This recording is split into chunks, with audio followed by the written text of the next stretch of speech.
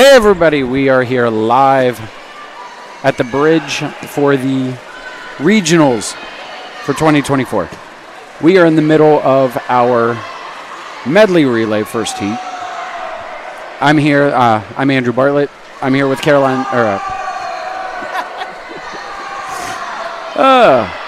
little nerves getting on here, hearing yourself, right? Melanie Springer. Caroline's mom. Hi, Caroline, and hi, Doss.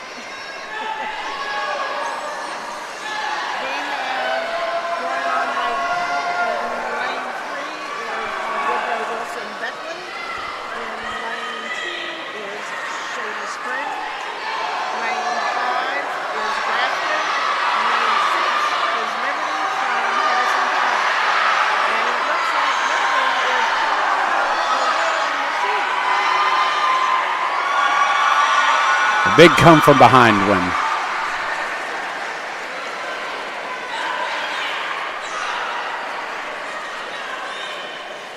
And we have two freestylers about to enter.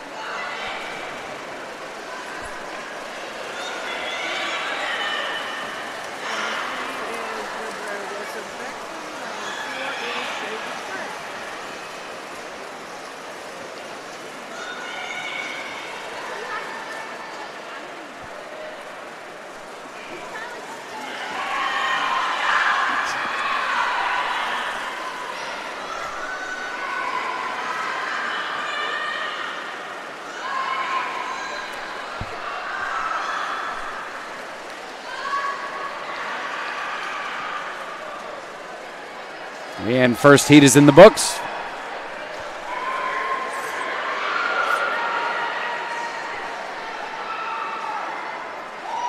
You want to introduce us to the next schools? For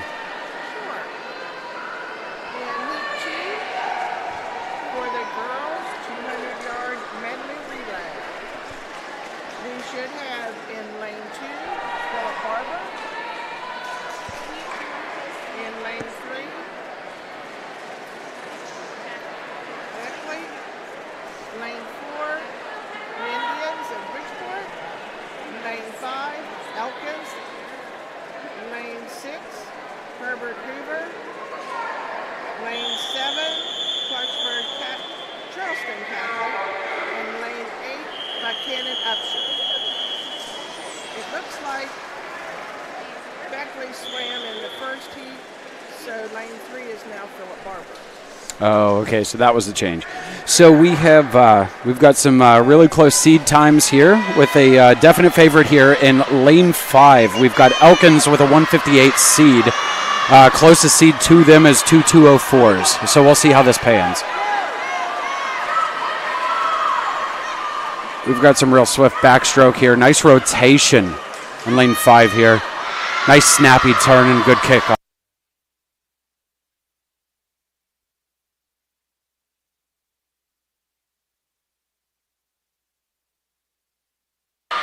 All right, we're back. We had to make some technical adjustments here, but we are back and we are good. Elkins growing that lead here.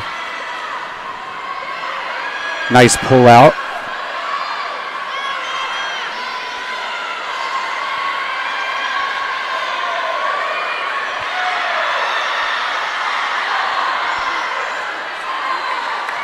We're pretty close here in second with lane 4 and I believe it looks like lane 7.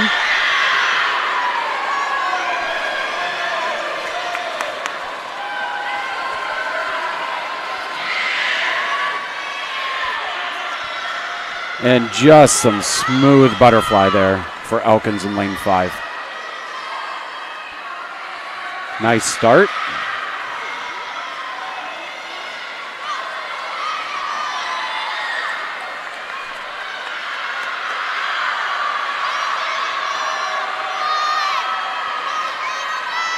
So we're heating up here between Bridgeport and it looks like Charleston Catholic here for second place. Bridgeport overtakes. Excellent finish there with a 156. And we have Bridgeport coming in at a 204. And a 2:05 for Charleston Catholic. Fantastic relay.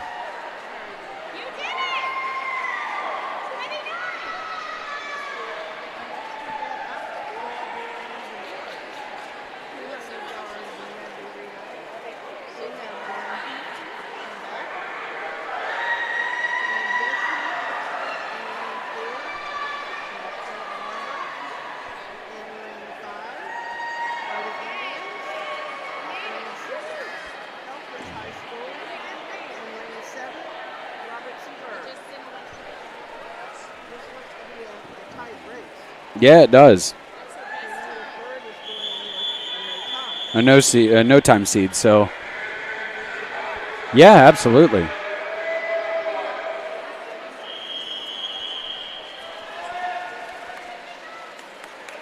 This was always my favorite.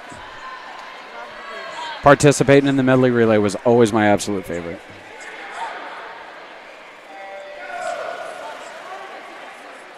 Look at that mark. He had himself almost completely out of the water. All right, so we've got Jacob Keener taking an early lead.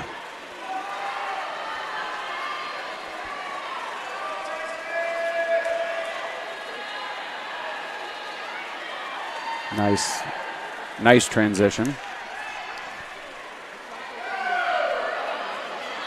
Oh, absolutely.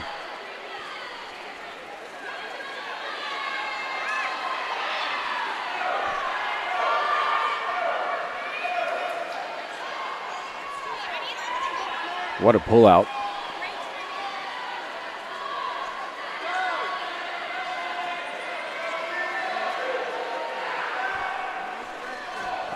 Absolutely gained a whole bunch of ground.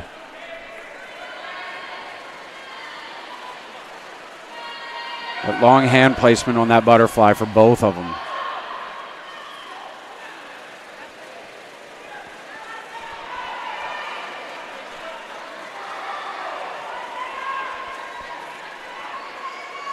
A 23-6 on that split. That's fast. That's fast.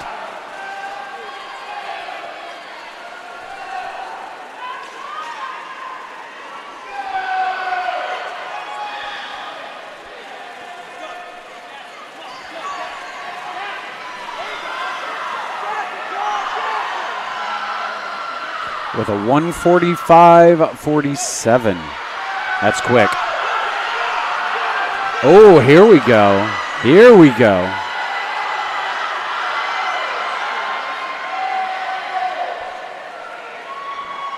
And it looks like... No, it was Philip Barber. Yeah, very close. Very close. You want to lead us into the next one?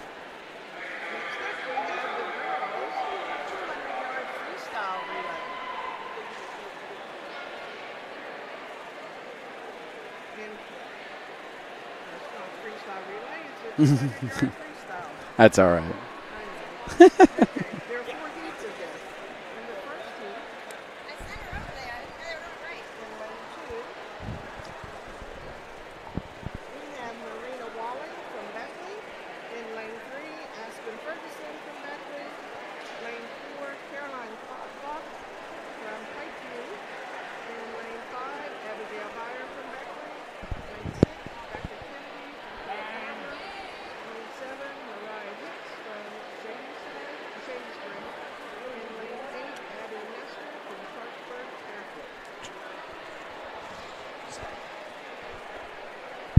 Charleston,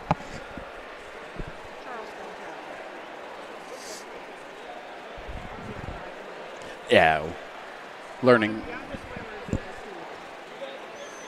We got 7 freshmen and sophomores. Oh, yeah.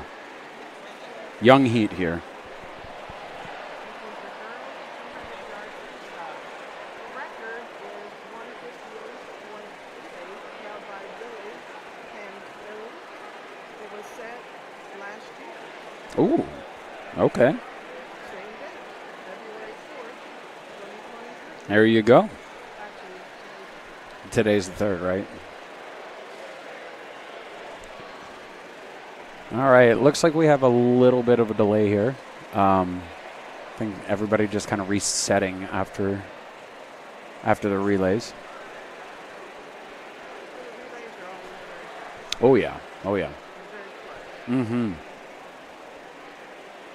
lot of times they are just determined by less than 1/100. Oh, yeah. I did notice in that first one, Liberty went in at a 2:25 and knocked their time down to a 2:18. Really? So that's pretty impressive. Absolutely. Right by the range. Oh, yes.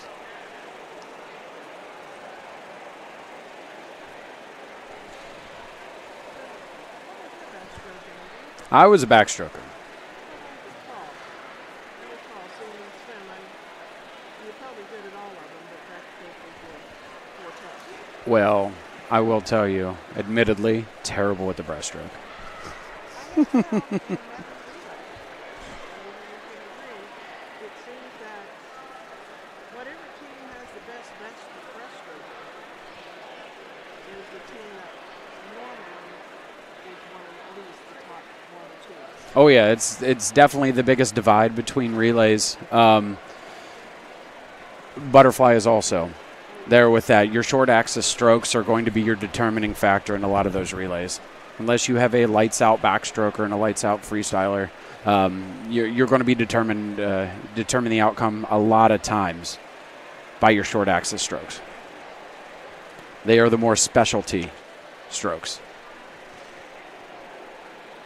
Very nice practice today. Yeah, we do. Everything, it's packed. I believe this is the first time the bridge has held it. Is it? Normally it's held,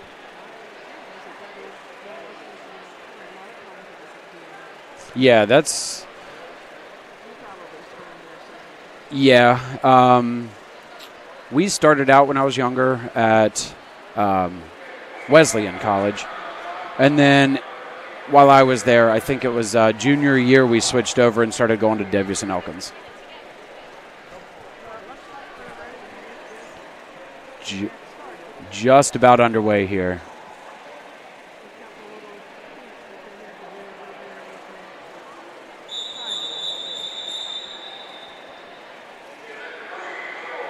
their timing already.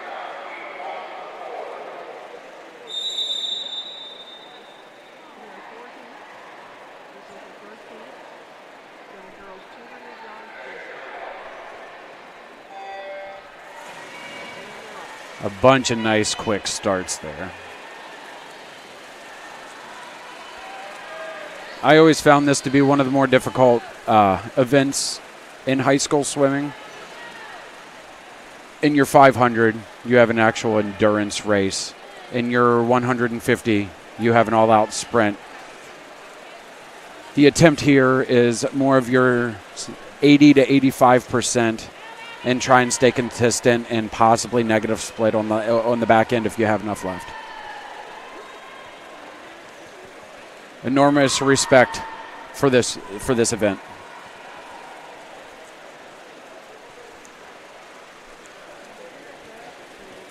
Ooh. Marina Walling with a little bit of outside smoke going on right now. She looks like she's at a nice, smooth pace here. You always like to see an outside lane lead. Yeah. Wondering if she was a kind of last-minute adjustment. Maybe hasn't swum this a whole lot this year. An absolute commanding lead over lane 6. This is a great swim.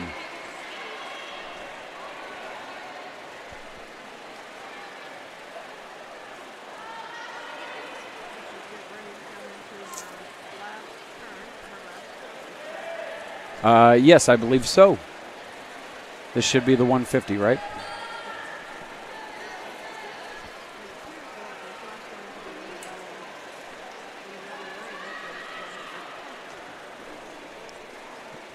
We'll see if anybody can put the jets on, but it does look like lane 2, Marina Walling. Just absolute command over this heat.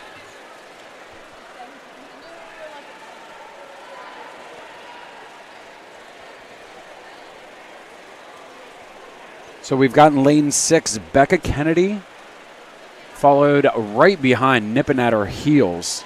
Lane 5, Abigail Beyer. But then on the outside, in lane 8, we've got Abby Nestor sneaking up.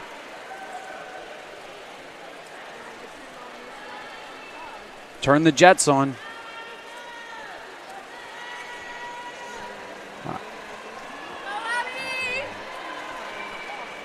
With a fantastic swim. All right. Oh, we are coming down to it. We've got them hitting the flags at about the same spot.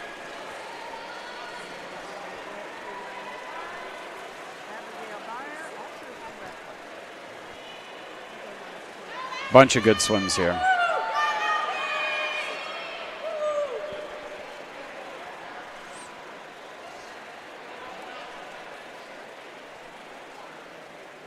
All right, and with that, we've got Heat 1 in the books. We have in lane 2, Lincoln Gentry, Shane Spring. Lane 3, Avery Persinger from Charleston Catholic. Lane 4, Mandy Tracy from Liberty. Lane 5, Olivia Monapoach from Liberty. Lane 6, Ashley from Lane 3. Lane 7, Ellie from Charleston Catholic. Liberty. Lane 9, Woodrow Wilson Becker. Wonderful. Yeah, absolutely. All from Liberty.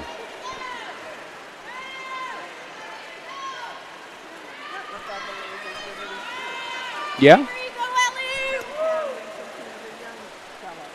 We do like Camden a whole lot. He did say some nice things about him on the air, but yeah, I don't know if I'm going to do that. No, I'm just kidding. He's a wonderful person.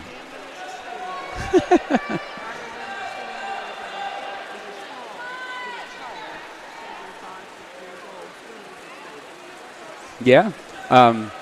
For those of you that may not know, Melanie is. She was a very dear parent in the swimming community whenever I was growing up. So it's absolutely wonderful to sit here and be able to do this commentary with her.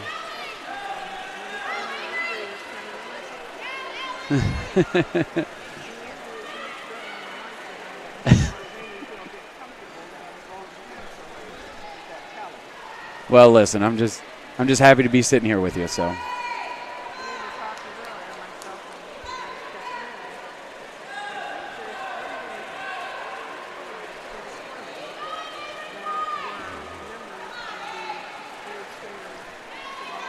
Really? Yeah, Staley, they closed that down. When was that?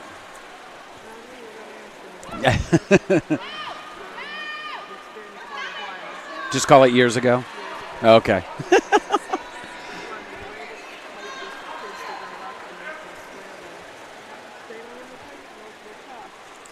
Those hills were brutal to walk down to go to your race, though.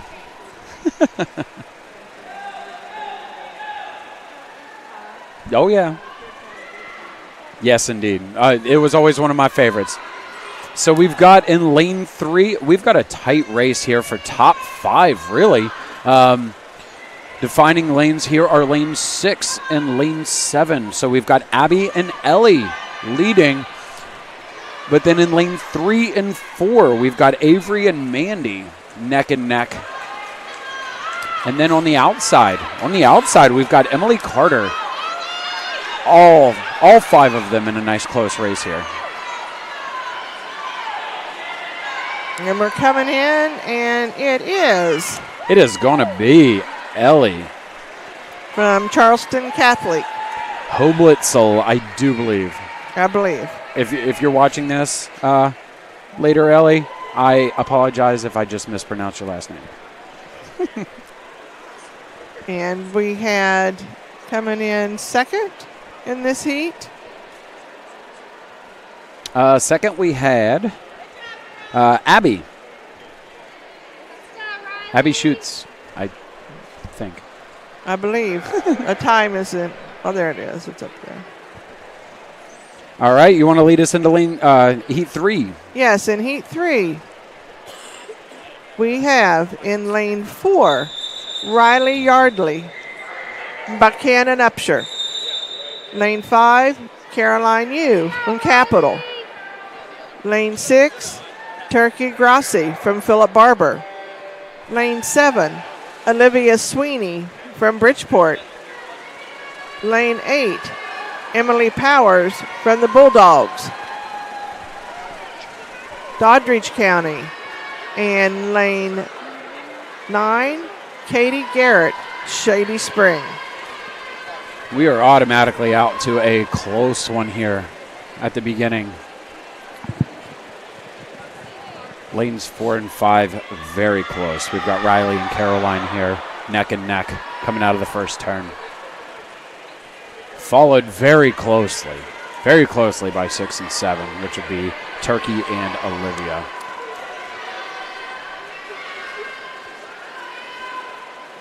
Hey, this is the first 75.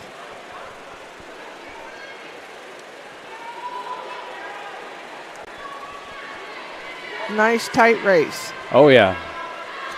Lane 6, a notable strong kick. A notable strong kick on lane 6.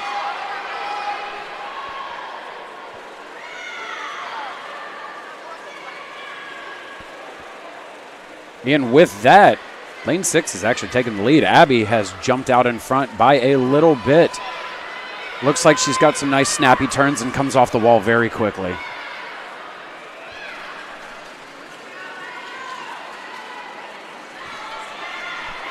Oh, I'm sorry. That is Turkey Grassi. I was looking at the wrong heat, so my apologies.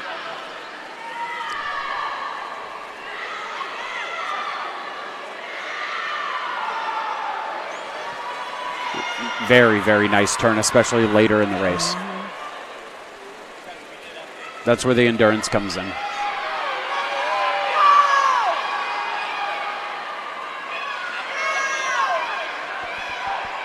And she is absolutely taking command of this race. Absolutely.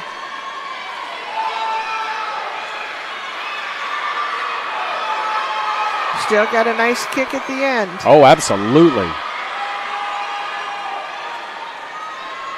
Wonderful. And lane 6. She finished at a 2:18 in her seat time. It was a 2:27. Wow. She put the jets on there. All Wonderful. the girls knocked times off of their seat times. Yeah, it does appear that everybody improved in that one, it looks like. Wonderful, wonderful.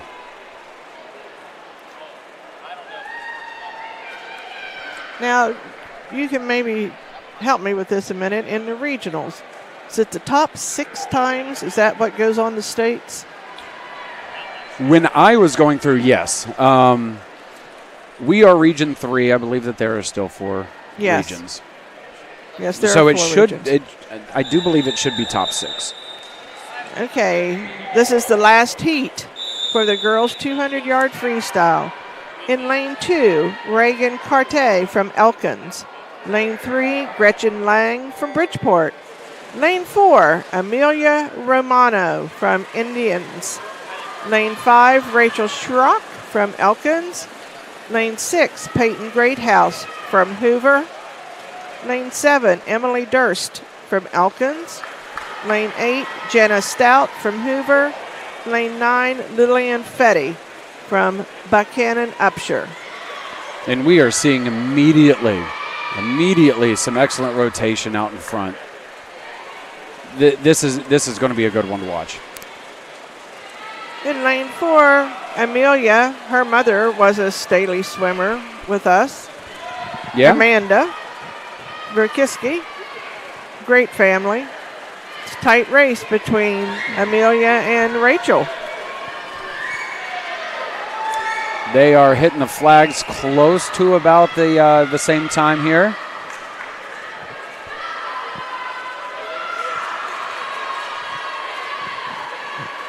Rachel with some real snappy turns on that wall.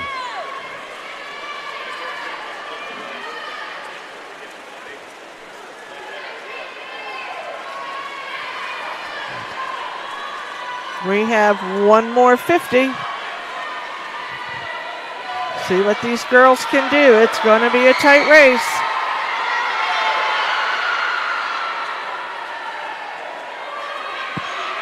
Oh, I think they're getting maybe a little bit gassed. We had a really early pop-up off of those turns. It's going to come down to the last 25, full-out sprint. They're battling now. And here we go. There we go. Nice come out of that wall. And everybody, we've got a race here. Going on here. This is fantastic. It does look like it's going to be a oh, wow. Come from behind. She was nipping. Romano with a time of 1:59 on an entry time of a 2:04. She was at her shoulders the entire time and took advantage of that last 25. That was an awesome swim by all Yes, the it girls. was. Yes, fantastic. Okay, next up, we're going to have event 4, which is the boys 200-yard freestyle. There are 2 heats. In heat 1, Gavin Wing from Bridgeport. He will be in lane 4.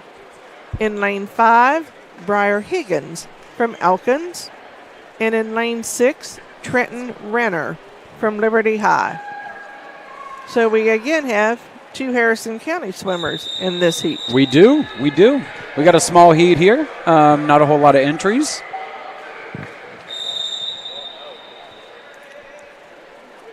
As you know, the boys' events are normally sparse compared to the girls. Yeah. And they're off.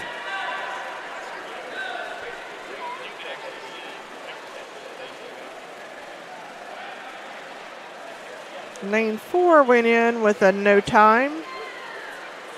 Seems to be keeping up with the heat leader.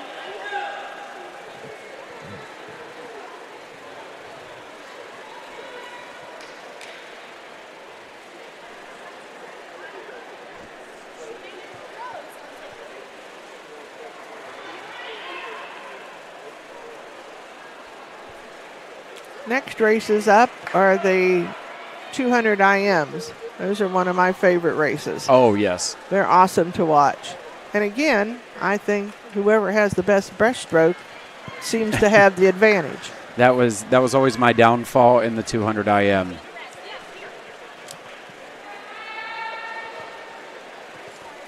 So out front, we've got Briar Higgins. Nice, smooth rotation. Looks like he that's going to serve him well with the endurance. He's a freshman, so yeah, kudos. He's got absolutely some good years ahead of him. He does. Just looking around, I see another Staley swimmer. Yeah. Young Rick Rock standing here at the end. His one son is also a swimmer. Oh, okay.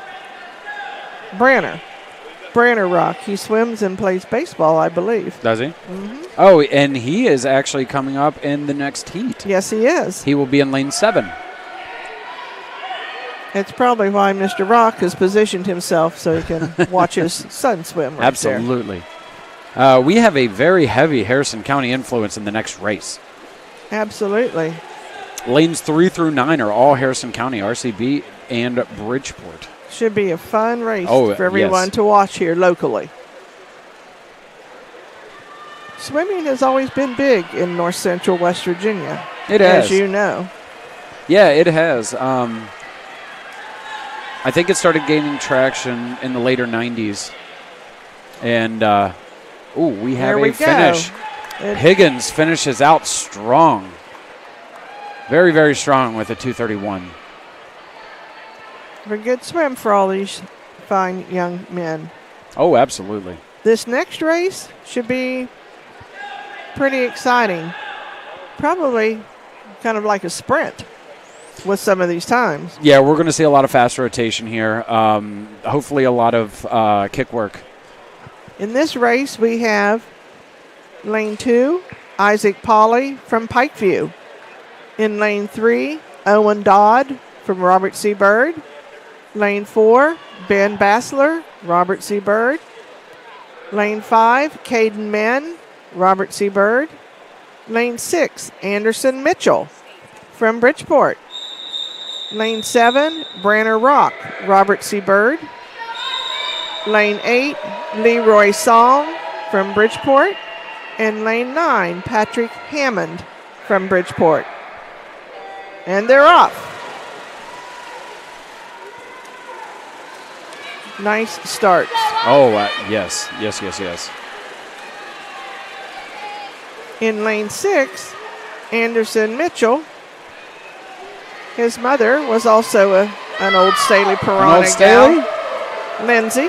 Oh, okay. Nice family. All these kids, great families in here. All these swimmers. Swimmer families are a bit different, I've found, than in a lot of other sports. It's one of the few sports that the entire family can participate in. It seems from top to bottom on the team there's a lot of camaraderie, and families tend to get along very well. There's always going to be some drama, but it does seem like it is less in the swimming community. And I'm sure you have made lifelong friends from all sorts of teams. Oh, that you'll never forget. Some of my best friends in the world I grew up swimming with at Bridgeport City Pool. Looks to me that we have sheer dominance out front from lane 5. That is going to be Caden. Yes, Caden Menn from Robert C. Byrd. Very strong swim. Oh, absolutely. Fantastic rotation. Doesn't show any signs of exhaustion or anything. This is going to be the last 50. Nice strong turn. And second, we've got Anderson Mitchell, also with a good showing.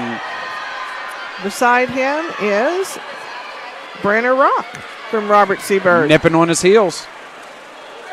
Looks to me like Caden is going to be a clear winner of this heat. Dominance. This is a fantastic race to watch with a 1:55.01.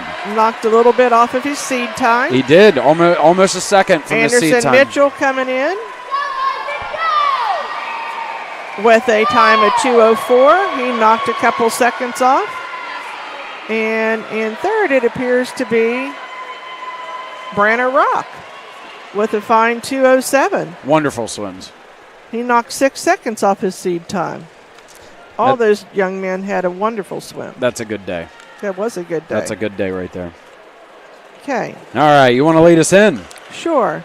Next event up, one of my favorites, the girls, 200 IM. Let's go, Marissa! You have to be pretty good at every stroke to be able to participate in this event. In lane 2, we have Autumn Johnson from Pikeview. Lane 3, Samantha Shea from Buchanan Upshur. Lane 4, Jocelyn Lilly from Beckley. Lane 5, Leah Hours, Elkins. Lane 6, Lila Barnes from Lincoln. Lane 7, Sully Grossi from Philip Barber. Lane 8, Josie Patton from Beckley. And lane 9, Marissa Cormani from Charleston Catholic. Again, a lot of young swimmers in here. Yeah, and we've got some really close seed times here. We've got a 2:41, 2:42, 2:43 and they're all in freshmen. your middle lanes. Yeah.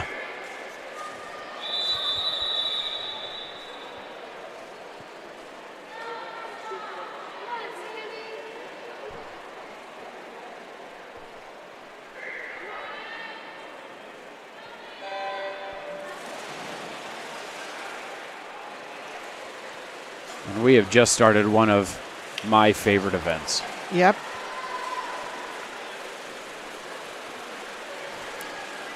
The reason I like this one so much is after every 50 you're switching strokes, so you are utilizing different muscle sets in every single stroke.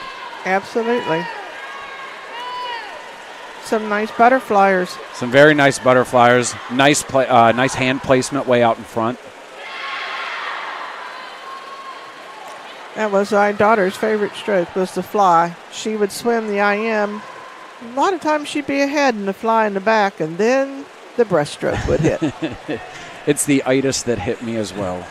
She would hit the breaststroke. She could keep up, and then she'd have to really sprint that freestyle. I remember her being a good butterfly. But it was fun.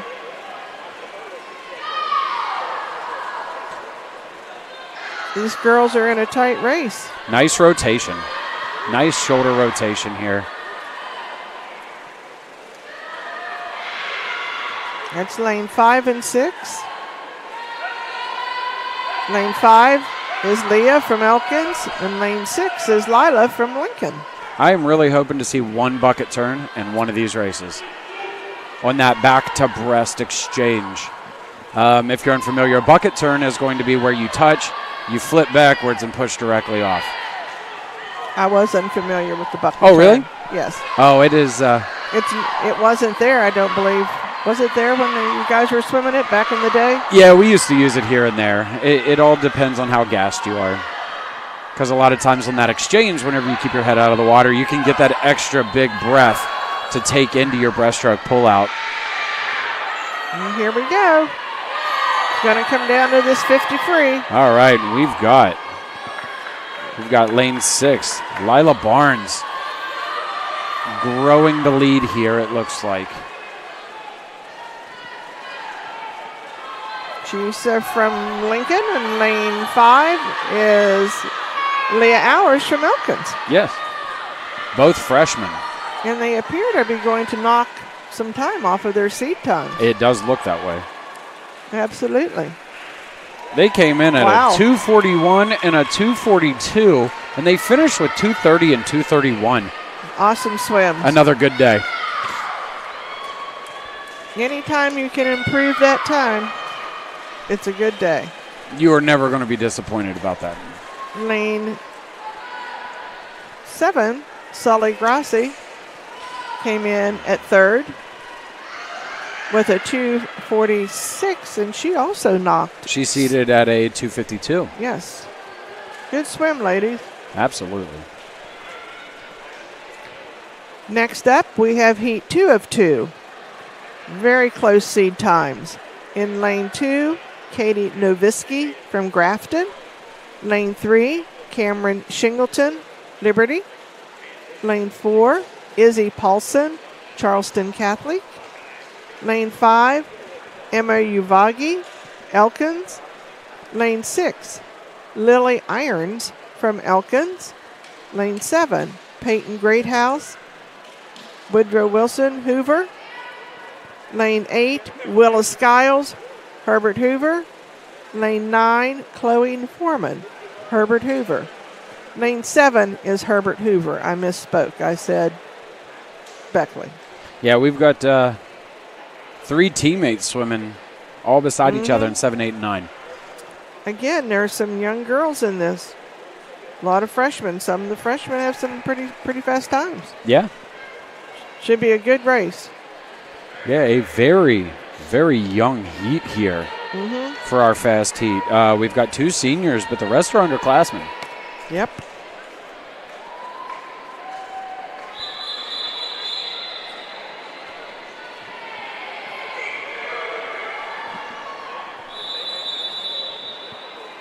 And they're ready to take their mark. Another couple close seed times here in lane 5 and 6 at a 2:23 and a 2:24. Both of them from Elkins. Yep. Both of them very young. Freshman, sophomore. Freshman and sophomore. And we've got a good one brewing here. Nice butterflies. Excellent turn. Excellent wall work there.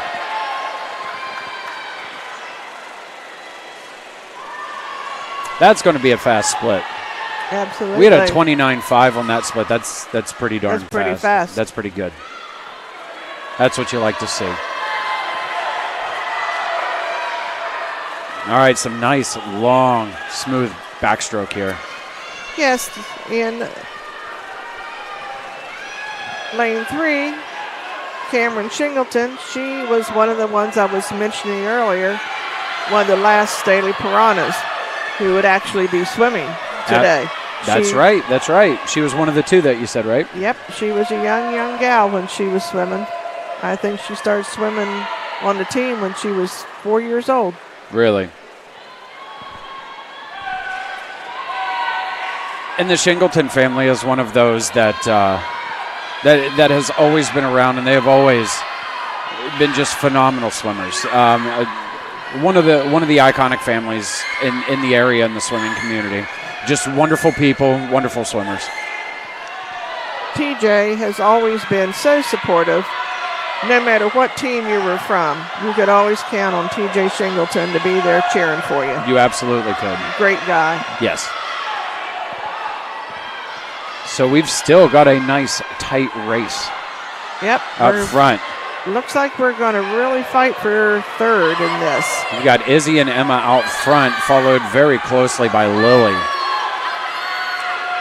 Each nipping on the hips of the one in front. Absolutely.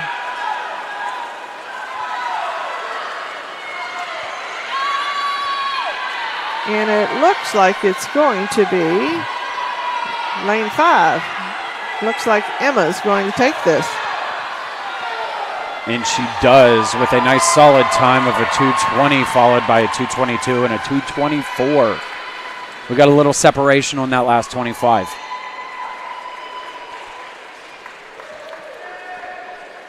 Looks like they all improved their times. Absolutely solid swims all around so far. All right, next up we have event 6, which is the boys' 200-yard individual medley. The record for this one was set by Randy Keener, a 1:53 on February 5th of 2022. In lane 4, we have David Hegley from Shady Spring. Lane 5, Josiah Corley from Robert C. Byrd. Lane 6, Kyle Peters from Beckley. And in lane 7, Kyle Warner from Elkins.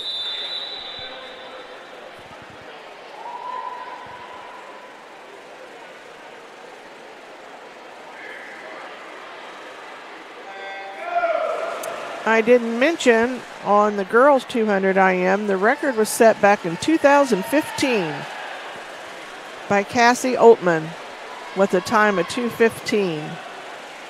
Pretty doggone fast. That's a quick. That's a quick IM. All right, we have an immediate breakout here. In lane 5, you got Kyle Peters coming out of Beckley with a nice, strong 29.7 to open up that first 50. Actually, lane 5 is Josiah Corley from Did I Robert mess C. that up? Byrd. I sure did.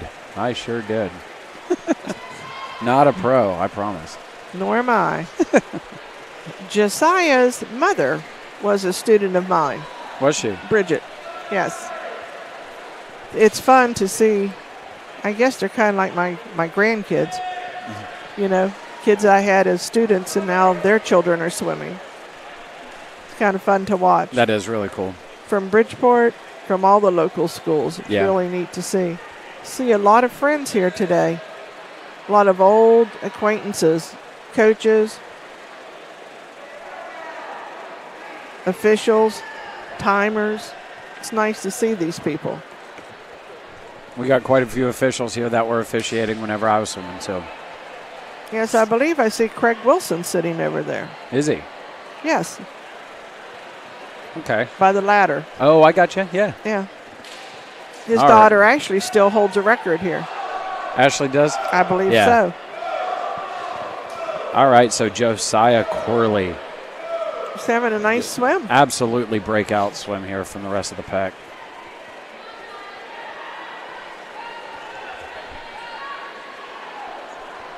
Coming into his last 50, the freestyle.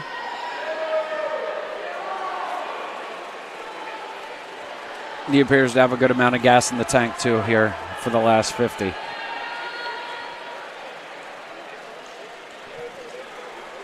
All right, we've got a tight one here for second and third. Yes, we do.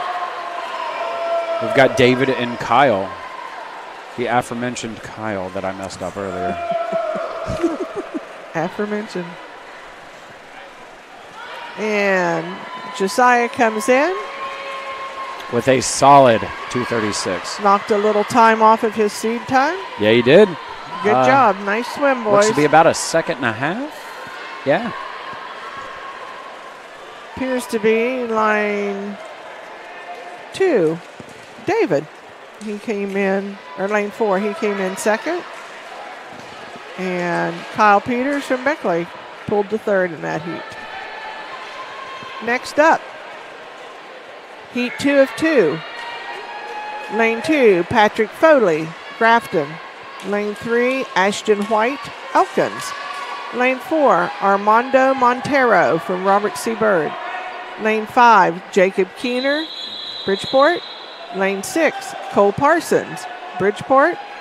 Lane 7, Nate Dotson, Bridgeport. Lane 8, Brian Neo from Notre Dame. And in lane 9, Owen Newell, Charleston Catholic. Melanie mentioned a Randy Keener owning this record. If you will notice, in lane 5, we've got a Jacob Keener. I'm assuming Randy is his older brother. Yes. Well, how cool would that be if young Jacob broke his older knock it brother's off? record? Well, Randy did it in a 1:53. Yes. So Jacob is going to have to put on the Jets. That is a snappy 200 IM. See some of our, I'm not going to say old, but familiar officials. Chet Walker, Ski Snell. Ski's son Patrick is going to be joining later this afternoon. Yeah, he's going to be in the last segment, I think. 2 or 2:30, I think, is when he's going to come on. The Snells, another one of those iconic local swim families. Absolutely. Everybody was good. Their kids all swim now. They are some good up and comers too. Absolutely. They're a great family. Oh yes. A lot of great swimming families here. Ski and Diane were second and third parents to me. We have the Walkers, the Sickles. The Walkers were another very close family to me. Absolutely. So we've got quite a race here. Yeah, we've got two strong swims from the Bridgeport kids here in lanes 5 and 6. We've got Jacob Keener and Cole Parsons. We got Jacob in lane 5 and Cole in lane 6, both sophomores. Yeah. And it looks like we have a little bit of a lead extension coming off of that wall. He may have gotten about a yard on him just off of that turn. That is Cole Parsons. Cole is coming in with a 2:09.17. Came in at a 2:10.49, so we had another time improvement there. And Armando from Robert C. Byrd came in a fine third. He came in with a time of 2:12. He entered with a time of 2:19, so he cut quite a bit off of his time. Yes, he did. Good swim for all those young men. Absolutely. Now we come with the sprints. There are 7 heats in this. This is the girls' 50 freestyle. Record was broken last year by Cadence Vincent with a 23:23. Wow. I don't know what school she was from. That's not in our heat sheet, but that's pretty quick. Yes. That is a very fast. So that is a very fast 50. In heat 1, in lane 2, Presley Gerald from Beckley. Lane 3, Alicia Smith from Beckley. Lane 4, Langston Lilly, Shady Spring. Lane 6, Eliza Newkirk from Capitol. And in lane 7, Bethany Howe from Robert C. Byrd.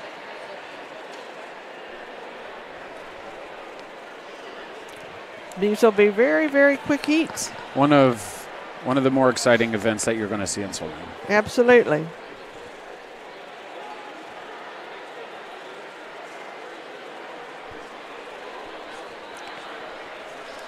Always a very dreaded event. You make one mistake anywhere. It's a turn. A turn, slow start. Every mistake is magnified in a 50 free. And it's the event that all the kids want to swim. It's the one that everybody wants to swim. Sometimes you'd have to really pick the one that you were going to put in it for a big meet. Oh, it was never my event. That is for certain. That was the one thing I like about swimming. A lot of other sports, you get parents involved. They get upset if something doesn't go their way. In swimming, it all comes down to times. It does. You can't argue with a nice solid time trial at practice. Absolutely not. That's how you move from a B to an A relay. Yep.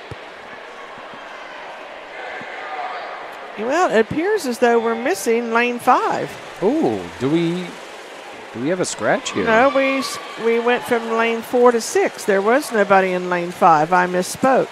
Oh, yeah, we did. So Eliza is lane 6 and Bethany is in lane 7. That is my error.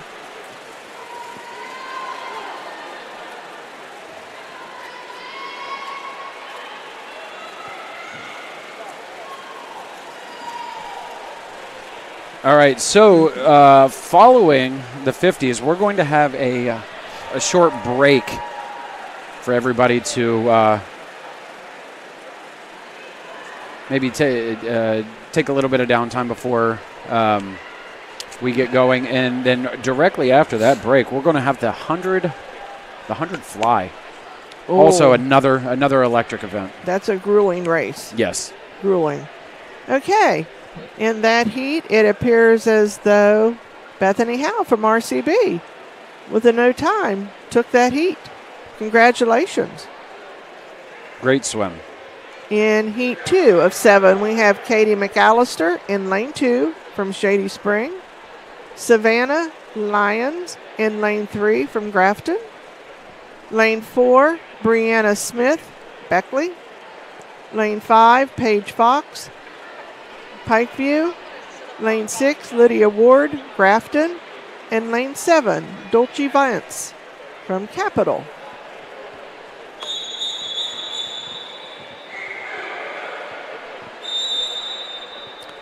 We just got these heat sheets today, so if I've mispronounced someone's name, I apologize. Doing my best. And they're off. Have a nice start. We had an especially great start by Langston Lilly on that one.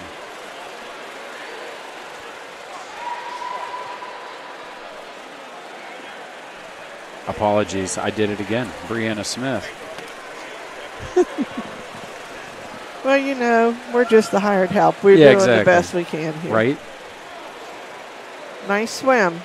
Looks like lane 4. All right, with Brianna a 35.52. Went in at a 38, knocked 3 seconds off her time just about. Good Fantastic. swim, girls. Okay, heat 3. Lane 2, Jalen Sayers from Lincoln. Lane 3, Darby Freeman from Lincoln. Lane 4, Charlie Chevron, Robert C. Byrd. Lane 5, Taylor Leon, Liberty. Lane 6, Josie Patton from Beckley. Lane 7, Maddie Lookabill from Pikeview.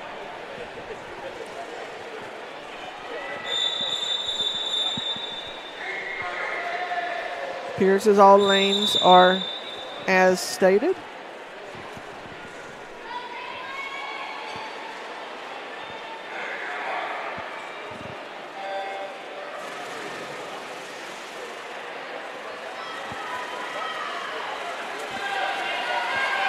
have a nice start Yeah, we do. by Josie. Here we go. This is going to be a close race. It is close up front. Close up front between Charlie and Josie. Oh, look here, lane 3. Lane 2 coming in. Oh, yeah. Lane 2, Sayers from Lincoln. Congratulations. You pulled that and you got a nice second. Nice swim. Absolutely.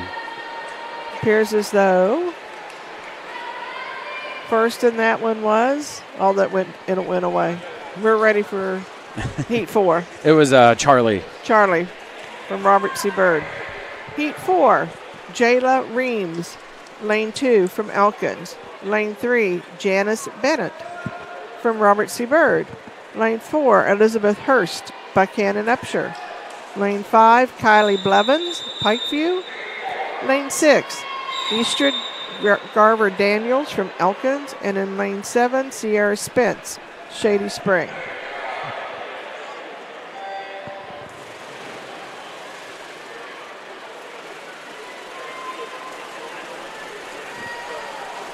Each heat gets a little faster. Yes, it does. The seed times.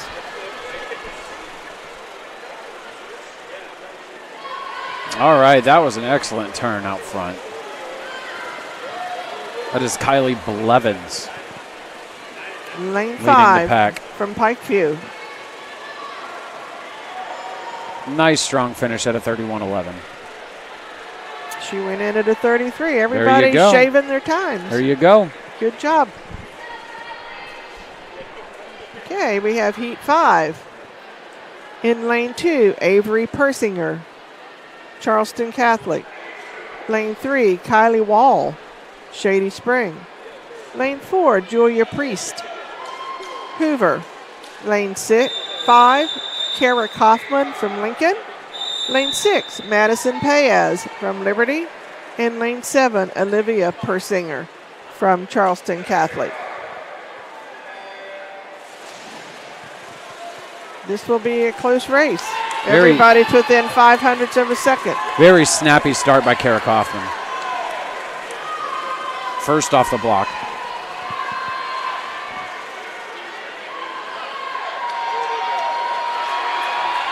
Oh, man, look at this. Oh, in lane 3, we've got lane 3 taken over. Kylie Wall. Kylie from Wall. Shady Spring.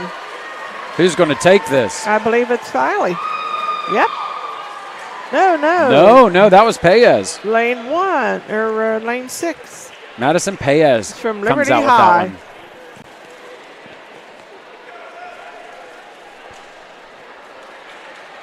one. All right, here we go.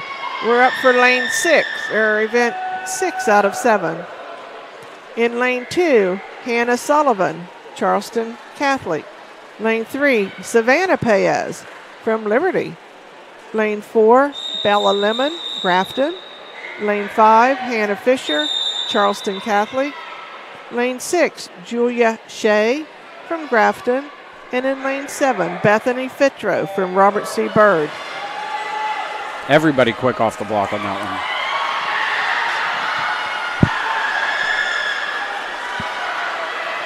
This is a tight race. Yes, it is. Tight. Nice turns. Lane 3. We got lane 3 leading again in this one. That's Savannah. She is Madison's twin. Is she? Yes, they're both from Liberty High. Nice swim. And Savannah does take that one. 28.49 coming in at a 29.49. Nice swim by everyone in that. Shaved a second off of the seed. Okay, final heat. In lane 2, Kaylin Turnius from Bridgeport. Lane 3, Reese Holbert, Hoover. Lane 4, McKenna Halfin, Philip Barber. Lane 5, Lily Anger from Elkins. Lane 6, Mallory Hughes, Buchanan Upshur. And lane 7, Sophia Hornick from Elkins. Very tight race. Yeah, we've got close seed times here, especially in lane 4 and 5. separated by just a couple tenths.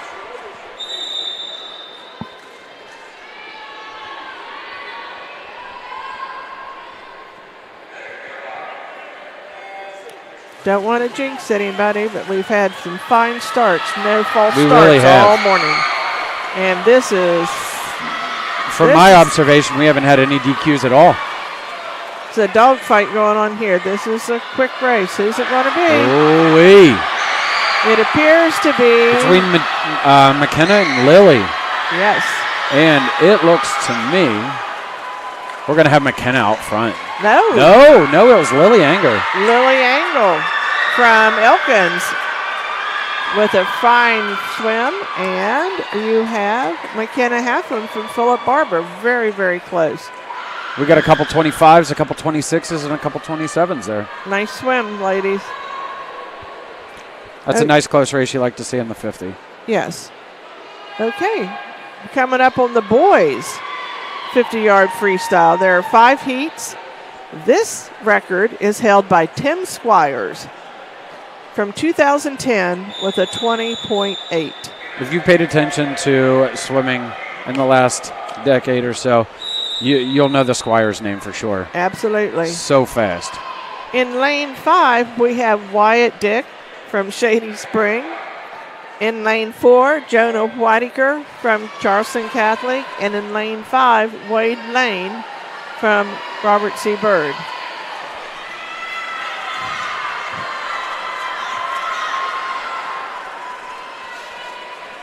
It appears to be another close race.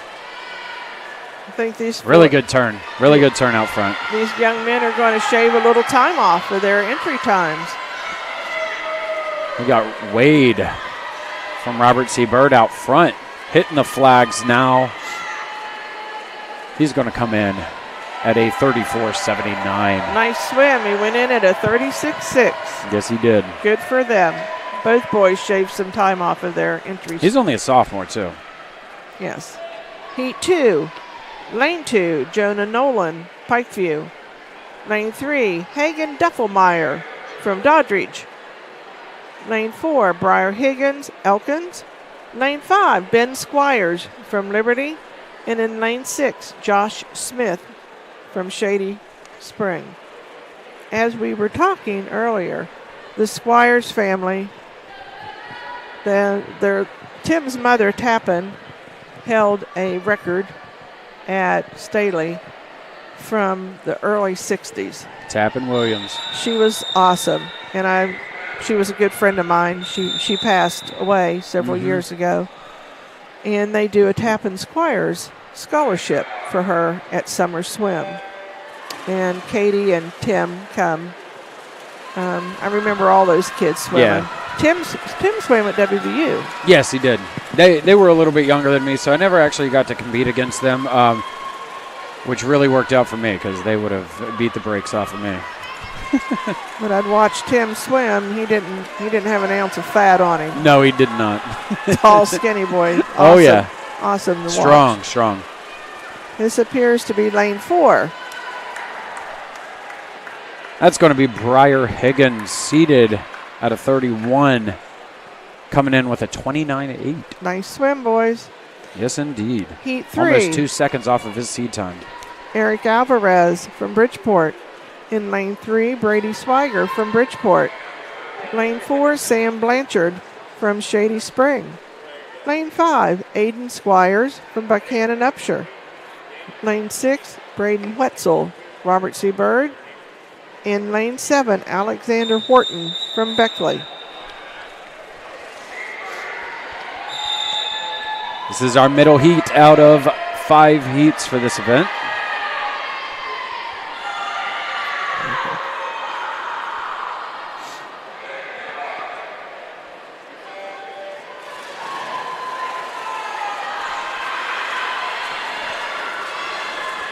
Nice start. Nice start from Sam Blanchard.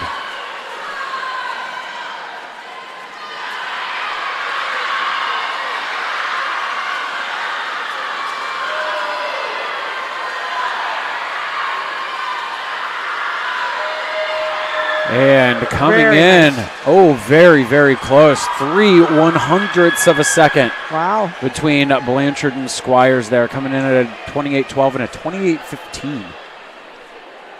Both bettered their seed times. Heat 4.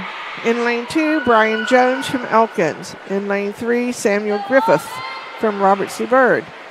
Lane 4, Alden Perkins, Pikeview. Lane 5, Landon Moore, Robert C. Byrd. Lane 6, Anthony D'Anselmi from Liberty. And in lane 7, Trey Grassi from Philip Barber. All right, we got another heat here of very, very close seed times, all just within about a second of each other, top to bottom.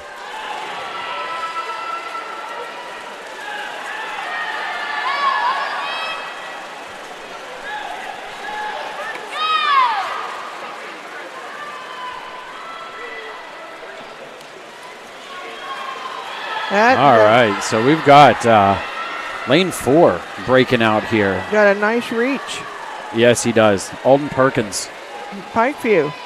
And he comes in and finishes at a 26:52, followed directly by 27:06. And Landon Moore from Robert C. Byrd. Nice swim, boys. Yes. Okay, this is the fast heat. Heat 5. In lane 2, Michael Hages from Bridgeport.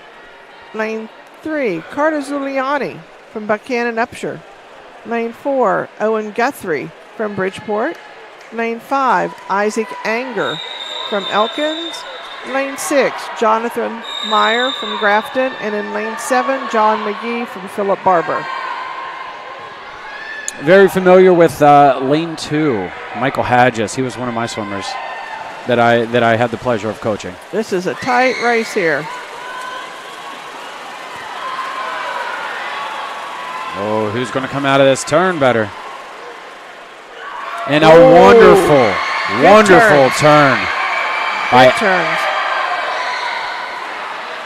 That was Isaac Anger that took that way. But he ends up getting caught. Yep. And taken down by 0.2 seconds. They come in at 21.6 and a 21.8. Wow. That is zippy. That is awesome swims. That is very fast.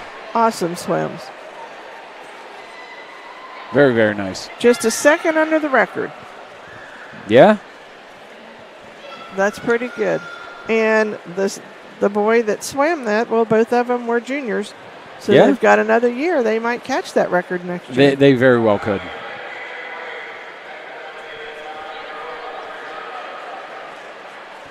All right, what do we got next? I believe we're taking this is our break. We're taking a slight break here after event 8. Up next will be the girls' 100-yard butterfly. And that record is pretty fast, a 57.8. And that's Maggie Miller. Did you swim with Maggie? No, she was a good bit younger than me. But I'm familiar. She's from Buchanan? Or was she from Elkins? Maggie? I'm not sure exactly where she went, but I just remember her swimming. Yeah, she was an awesome swimmer. Yeah, she was. Very, very fast. It appears as though we have another Staley alumni here, Ben Davison. The man, the myth, the legend. Yes, Ben will be taking over for a little commentary here in just a few minutes. He will start, I believe, with event 9. And I guess he's going to take my place. Or is he taking your place, Andrew? I have no idea. I can only stay until a little bit. I have a little bit of time. You have a little bit of time. Okay. There is something that we do want to mention. Melanie. Yes. Is, as I said, she was a wonderful individual in the swimming community. Both of her children swam. Had the pleasure of knowing both of them. Tragically, her son passed. What year was that? 1998. 1998. That was the only year we didn't have an invitational. Oh, yeah. It was a huge loss to the swimming community, and I would be remiss if I didn't say something about Chris. He was a wonderful young man. I had the pleasure of calling him a friend. Biggest thing I remember big UNC Tar Heels fan. Oh, tremendous. Loved UNC. the Tar Heels. But there's a wonderful thing that they've done in the community here over the past number of years. It's the Chris Springer Award, and every coach gets to nominate, give it to a boy and a girl on their team that exudes what Chris was all about. It is dedication. It is being there for everybody on your team, regardless of who you are, what you stood for, anything. You are there, and you are a wonderful presence on that team. And I had the pleasure of giving that away many times while I was coaching, and it is one of the things that I put more work into selecting the correct person for that every year than I did in a lot of other things during the season. It is a very, very important award, and I would like to know what you would like to say about it. Well, I appreciate that and your kind words. Yes, it was actually started by Eddie and Jan Parker from Fairmont Field Club. They wanted to do something to remember him because tragically it was at Fairmont Field Club that we lost him. And Jan particularly wanted to remember him. They had a little girl that swam. The Parkers were also pretty good swimmers, Brett, and he had several records. But anyways, it's given to a member of each summer swim team, voted on by their coaches, and it's basically based on sportsmanship. I've had kids come up to me that have received the Chris Springer Award that said it meant more to them than any high point they ever won, simply because it meant that people noticed that they were good all-around sports kids and that they supported their teammates. That was the main thing. Yes. Our one of our announcers coming on later this afternoon, Patrick Snell. Patrick and Christopher were friends as well, and yes. He was one of the recipients of the first awards. They were given in 1999. Yeah. And he's often told me how much that award meant to him. And it's nice. It's nice to see some of these kids that, it goes beyond the that sport. do it. Yes. It goes way further beyond the sport than anything else can. So. And like I said, we look around here. There's a lot of folks that were around, and it's nice to see them.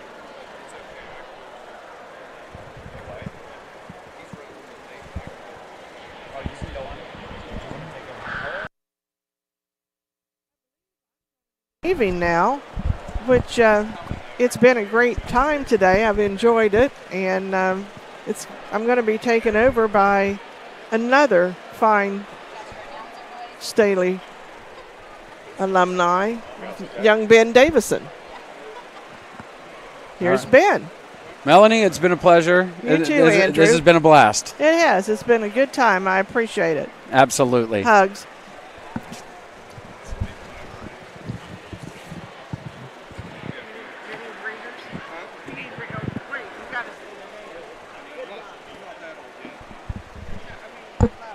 Ben's old man Ben's going to put on his trifocal so he can make sure that he can see this this heat sheet here.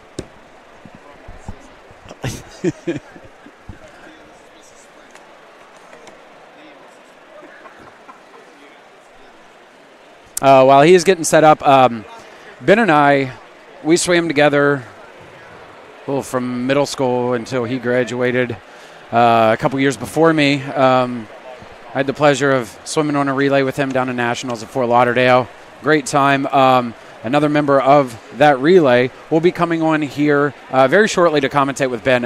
Chris Hagedorn, another one of those guys that is, a very renowned swimmer from the area.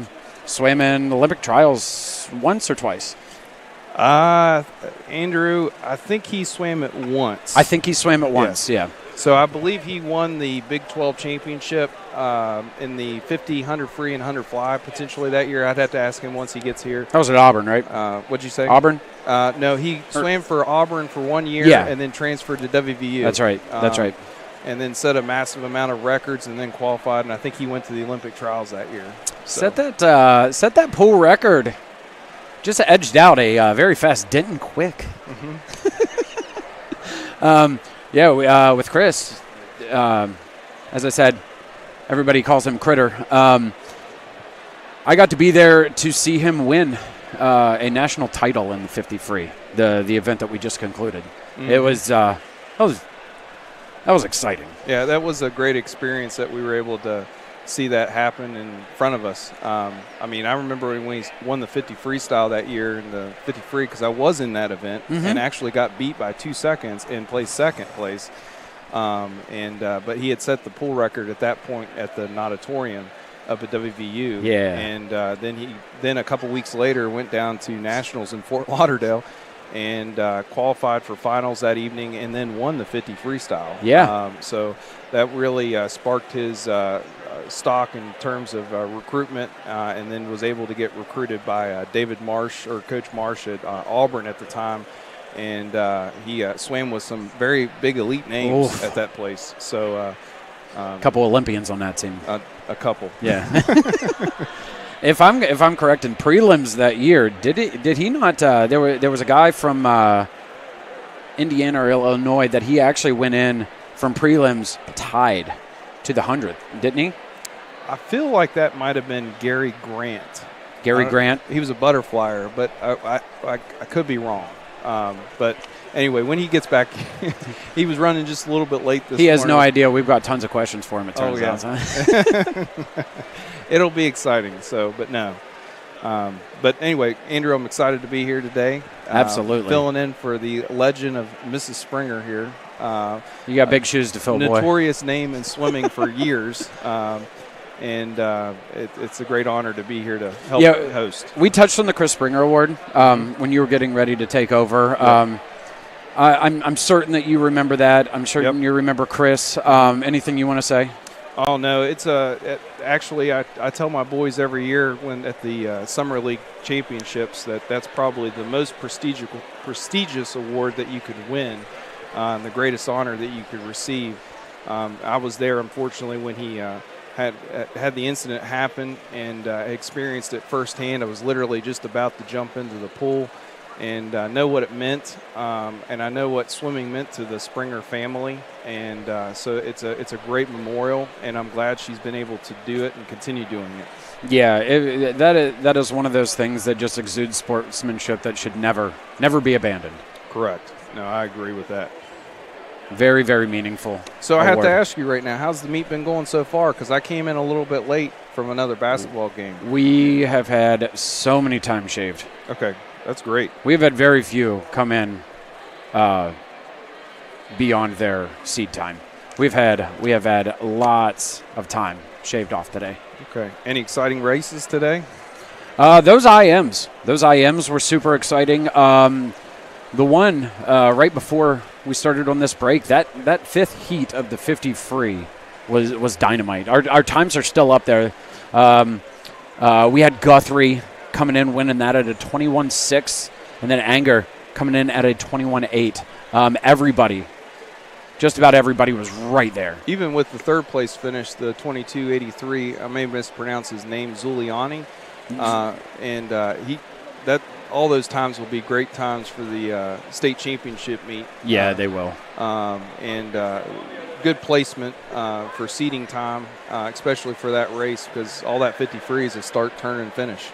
That's all it is. I've been out of the statewide swimming community for a little bit. I cannot imagine many times coming in much faster than that.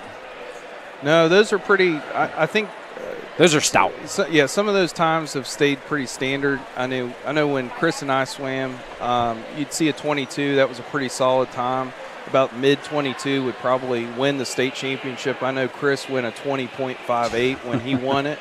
That was that record-breaking swim. He was. That was out of the norm. He ate his Wheaties that morning. We should have put him on the Wheaties box after that one. That was excellent. But no, usually a solid 22 would get you qualified and likely placed in the top 3 at states. There's been a shift about a second faster, so those are good quality 50 free times right there. Yeah. And good for the state. So it'll be anxious to kind of see how they perform in finals or in the state swim meet. With every generation of swimmers, it seems like they just keep getting faster. Those are those are differences in training and how to refine your fast twitch muscles and that kind of thing. And my question, like, where's the bottom? Like, where's the peak? I mean, the fastest time? No, I'm just saying, like, every generation of swimmers just gets faster than what we were. You know what I mean? Where do you max out? Like, it's incredible. Like, the human body should only be able to go so fast, and we've got to be approaching that, yeah? Yeah. Well, you'd think that, and then every year at the Olympics, and then every year, someone would go a little bit faster. It's like when I was swimming, Michael Phelps was really big, and when I was in college, so they would base times off of Michael Phelps, and so every year those cuts for the NCAA national meet would get faster and faster each year. And you would think, how in the world does this person go faster and faster? But some people are able to push the boundaries even further. So it's it's an amazing thing on how your body can do that. Yeah. So. It seems just about every year in the Olympics you get some freak that comes out like a Phelps or a Ledecky or Gary Hall Jr. Like those guys and gals. Like you've got another one. It just every 4 years you've got somebody else, and they just keep getting faster. It's incredible. Yep. No, that sounds great. I'm not sure where we're at in this break right now. We're probably getting to the tail end of it. I'm starting to see some of the swimmers line up behind the blocks. Starting to congregate back there. We've got a couple of them warming the shoulders up. Getting ready for my favorite event. I was just about to say, before we get into this 100 fly, I'd be remiss if I didn't mention that I dropped the swim term. It's a technical term, freak. Ben was an absolute freak in the 100 fly. Well, Donnie Powell. Yeah. Donnie Powell, you and Donnie. Yep. Yeah, always a great race to watch. Yep. That's to be honest with you, I didn't really learn how to swim butterfly until I was about 12 years old. I still don't know if I can. And I think the reason why I got into it was because no one else swam it, so I could win some events. Yeah, that's what we like. No, I got into swimming butterfly. I kind of figured it out. It was a natural movement for me. It's definitely a tougher event out of all of the strokes, but it's doable. Those short axis strokes they're an absolute slog. Your butter and your breast. Everybody thinks growing up that the breaststroke, everybody wants to do breaststroke because it's the easy stroke. But if you're doing breaststroke correctly, it can be just as arduous as a butterfly. Well, a lot of people don't realize that the butterfly stroke and the breaststroke are actually, I consider them like brothers and sisters. Yeah. They're both related. You're doing the same functional movement. Your arms and legs are just doing something different. But you basically, in both strokes, if you're doing them properly, you could actually interchange those strokes. Do a breaststroke, then a butterfly. Breaststroke, butterfly, if you can really time it right. But it's a challenging thing to learn. A lot of kiddos have a struggle with learning that. It's a very technique-based movement. Timing is a big deal. And then really just jumping in there and getting swimming it. So... a few years ago they actually kind of hybridized a little bit with the breaststroke pullout. You're actually able to do one butterfly kick coming off the wall. Yeah, and that's a tough one. As you're in your pullout, it helps with that glide. Yeah, that's a tough one for me to watch because I was so trained not to do that. And we wanted to. Yep. We wanted to so badly because it gives you that extra little push. Yeah, no, I have a 10-year-old right now that's been doing that, and I feel like he's doing it illegal, but he can do it. You almost want to yell and just slap the wrist and say, no, that's – okay, never mind. I'm showing age, right? Yeah. No, it's the sport does change every once in a while. I remember the Olympics when that happened, and everybody was complaining about it. I can't remember where the swimmer was from. I think he was from China. Was he from China? I can't remember. He was a wonderful breaststroker. Think so. I think he was. But he had started doing that butterfly kick, and it was apparent. And it was like, this guy should be DQ'd. And the official says, nope, that's not what the rules say anymore. So nope. Ever since then, it's already become a big thing. You have that butterfly kick after the breaststroke, off the streamline, of course, right before you do your pull out. Yeah, as you're breaking down towards your breast. Yep. I said that wrong. You're right. As you're breaking down and pulling your arms back past your chest, you can throw that extra flutter in there, and it really does a lot of good to kind of boost you back up to the top of the water for your breakout. No, it's definitely a game changer. But yeah, you see those things pop up. Not much change with the butterfly since I've started swimming. The same rules apply. There's nothing new in terms of any type of an advantage that you can gain from any type of pull out or anything like that. There's not a whole lot you can get deked on. Yeah. Hands going in the water at different times, touching the wall different times. You got to do two-handed touches and spreading your ankles apart. Yeah. You can't do that either. I mean, the most common things you'll see in this stroke for disqualification purposes, you don't see it really at this age as much, is you see the flutter kick happen where the feet come apart and where they should be together. And then also exactly what you just said, the finishes. You'll see where a swimmer comes in and touches with one hand instead of two hands, and that would cause a disqualification. I've seen it happen with the best swimmers. You know, if you get a little lazy and forget about it. So it's really important right here for these regional meets that you want to make sure you have your sound fundamentals. You come in here, you do your turns right. You want to get qualified for that state meet. You don't want to make any of those silly mistakes right now. So yeah, which the top 3 from each region are guaranteed a spot at the states, and then throughout the state, the next top 12 times are seeded in. And that's how you round out. That's how you round out your events for the state meet. Now, I think that's a little bit different than when we swam. Yeah, it was top 6. It took the top 6 and from each region. I actually think that's a pretty good change, rule change, largely due to the fact that you have different times going across the state. And if you're in a heavily competitive region, exactly, you shouldn't get knocked out just because you've got 3 phenomenal swimmers and you are too, and you just happen to end up at 4th. That's where those top 12 next times come in. And the best thing with this facility being here at the bridge, I mean, you're probably going to see some fast times. Yeah, this is a great pool. It's my understanding from the swimmers. You'll hear swimmers talk that you have fast pools and slow pools. A lot of them have said this is a fast pool. So. This is a good opportunity. You're going to get some good times compared to other facilities throughout the state. So most of the swimmers here will have a good opportunity to qualify. So looks like we're getting ready for our first heat of the 100 fly. All right, so in lane 4, we've got Becca Kennedy. She's from Philip Barber. Katie Garrett in lane 5 from Shady Springs. And Jocelyn Lilly in lane 6 from Beckley coming in with a no time. We've seen a couple no times today, Ben. That came and pulled some outside smoke.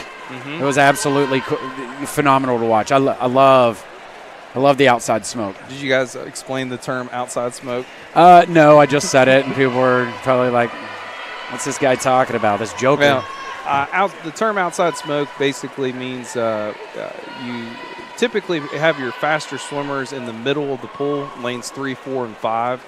And then your slower time swimmers are on the outside. And sometimes if you have a no time, they end up on the outside because they don't have a time. Hence, they have the slowest time.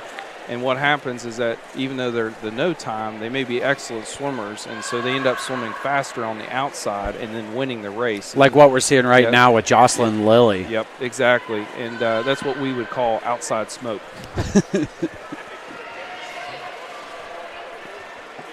All right. We're turning out to the last lap, which is the make it or break it of the swim of the 100 fly. Usually, if you're watching online here, this is the point where you just want to quit. This is where that wall seems like it's actually getting further away from you. Yes, yeah. So the best thing to do at this point with your stroke is really try to lengthen it out as much as you can. And then once you see those flags, just give it all you got. A good underwater scream helps a little bit sometimes, too. Or a tear.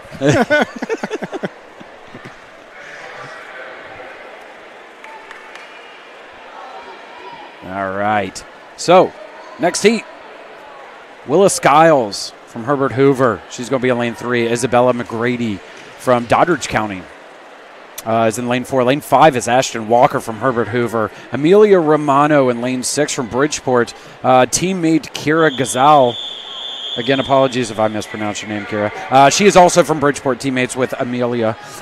In lane 8 from Philip Barber, we've got Turkey Grassi, and rounding it out, Oliviana Posey, sophomore from Liberty, in lane 9. And this race looks like it's going to be a tight race between lanes 5 and 6 with Ashton and Amelia based off their seed times.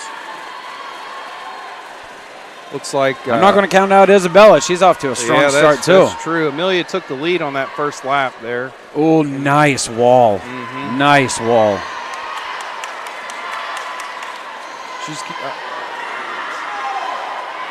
Ashton looks like she's keeping a nice breathing pattern, Yeah, she which is is. important in the 100 fly.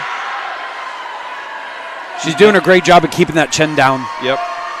The last thing you want to do in the butterfly is to crane your neck up to get a bigger breath. That drops your hips and makes you plane on the water a little bit more and holds you back.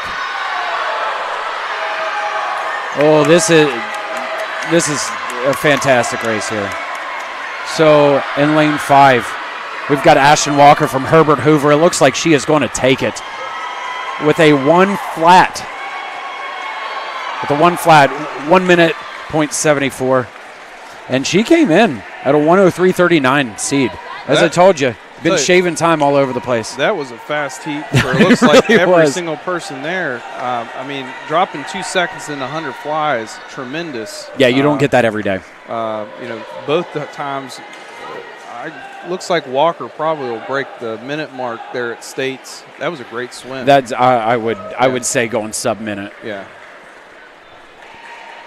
Definitely within reach. Those were solid swims. That was awesome to watch. All right, we've got the boys 100 fly coming up. Josiah Corley in lane 3.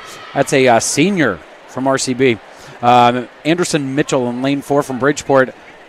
Another Bridgeport teammate here battle, right side by side. Owen Guthrie is going to be in lane 5 also from Bridgeport. Robert C. Byrd High School, Armando Montero, who is a sophomore, coming in at a 58.35. Andres Maston, junior from Elkins, and then Patrick Foley rounding out this heat, sophomore from Grafton. And Andrew, it looks like lane 5 here, Owen from Bridgeport appears to be below the regional record. So hopefully if he swims his seed time, it looks like potentially he may set a regional record. Yeah, we could see our first record break of the day. Oh, he is smooth. It's like good turns across the board for all of these swimmers. That's some Ben Davison smoothness right there. Looks like we're going to have a pretty fast opening. And he's going to split 25 flat. That's stupid. Yeah. That's so fast. Yeah. So let's see how he holds on to this race. He's got a pretty substantial lead. Oh my goodness! Looks like he's gaining it. Look at the up kick. But I'll tell you that up kick is crazy. Did you do a triple kick on your fly? Well, they would say I did a triple kick, but I think I was really doing a double kick, but it looked like a triple kick. The wake behind you, it was like cannonballs hitting right behind you every single time you kicked. We got a 52.98.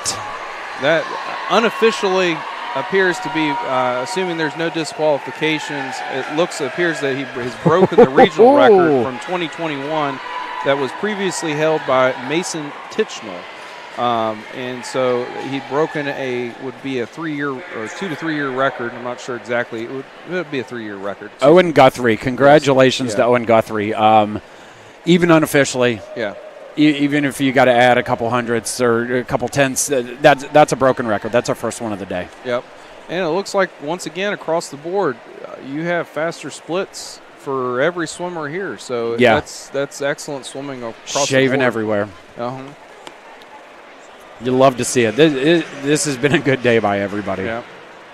Well, next event's event 11, girls 100-yard freestyle. Another one of my favorite events. Anything that's sprinting related is a favorite event of mine. That's a Ben Davison special. The shorter distance, the better. But no, we have the girls 100-yard freestyle.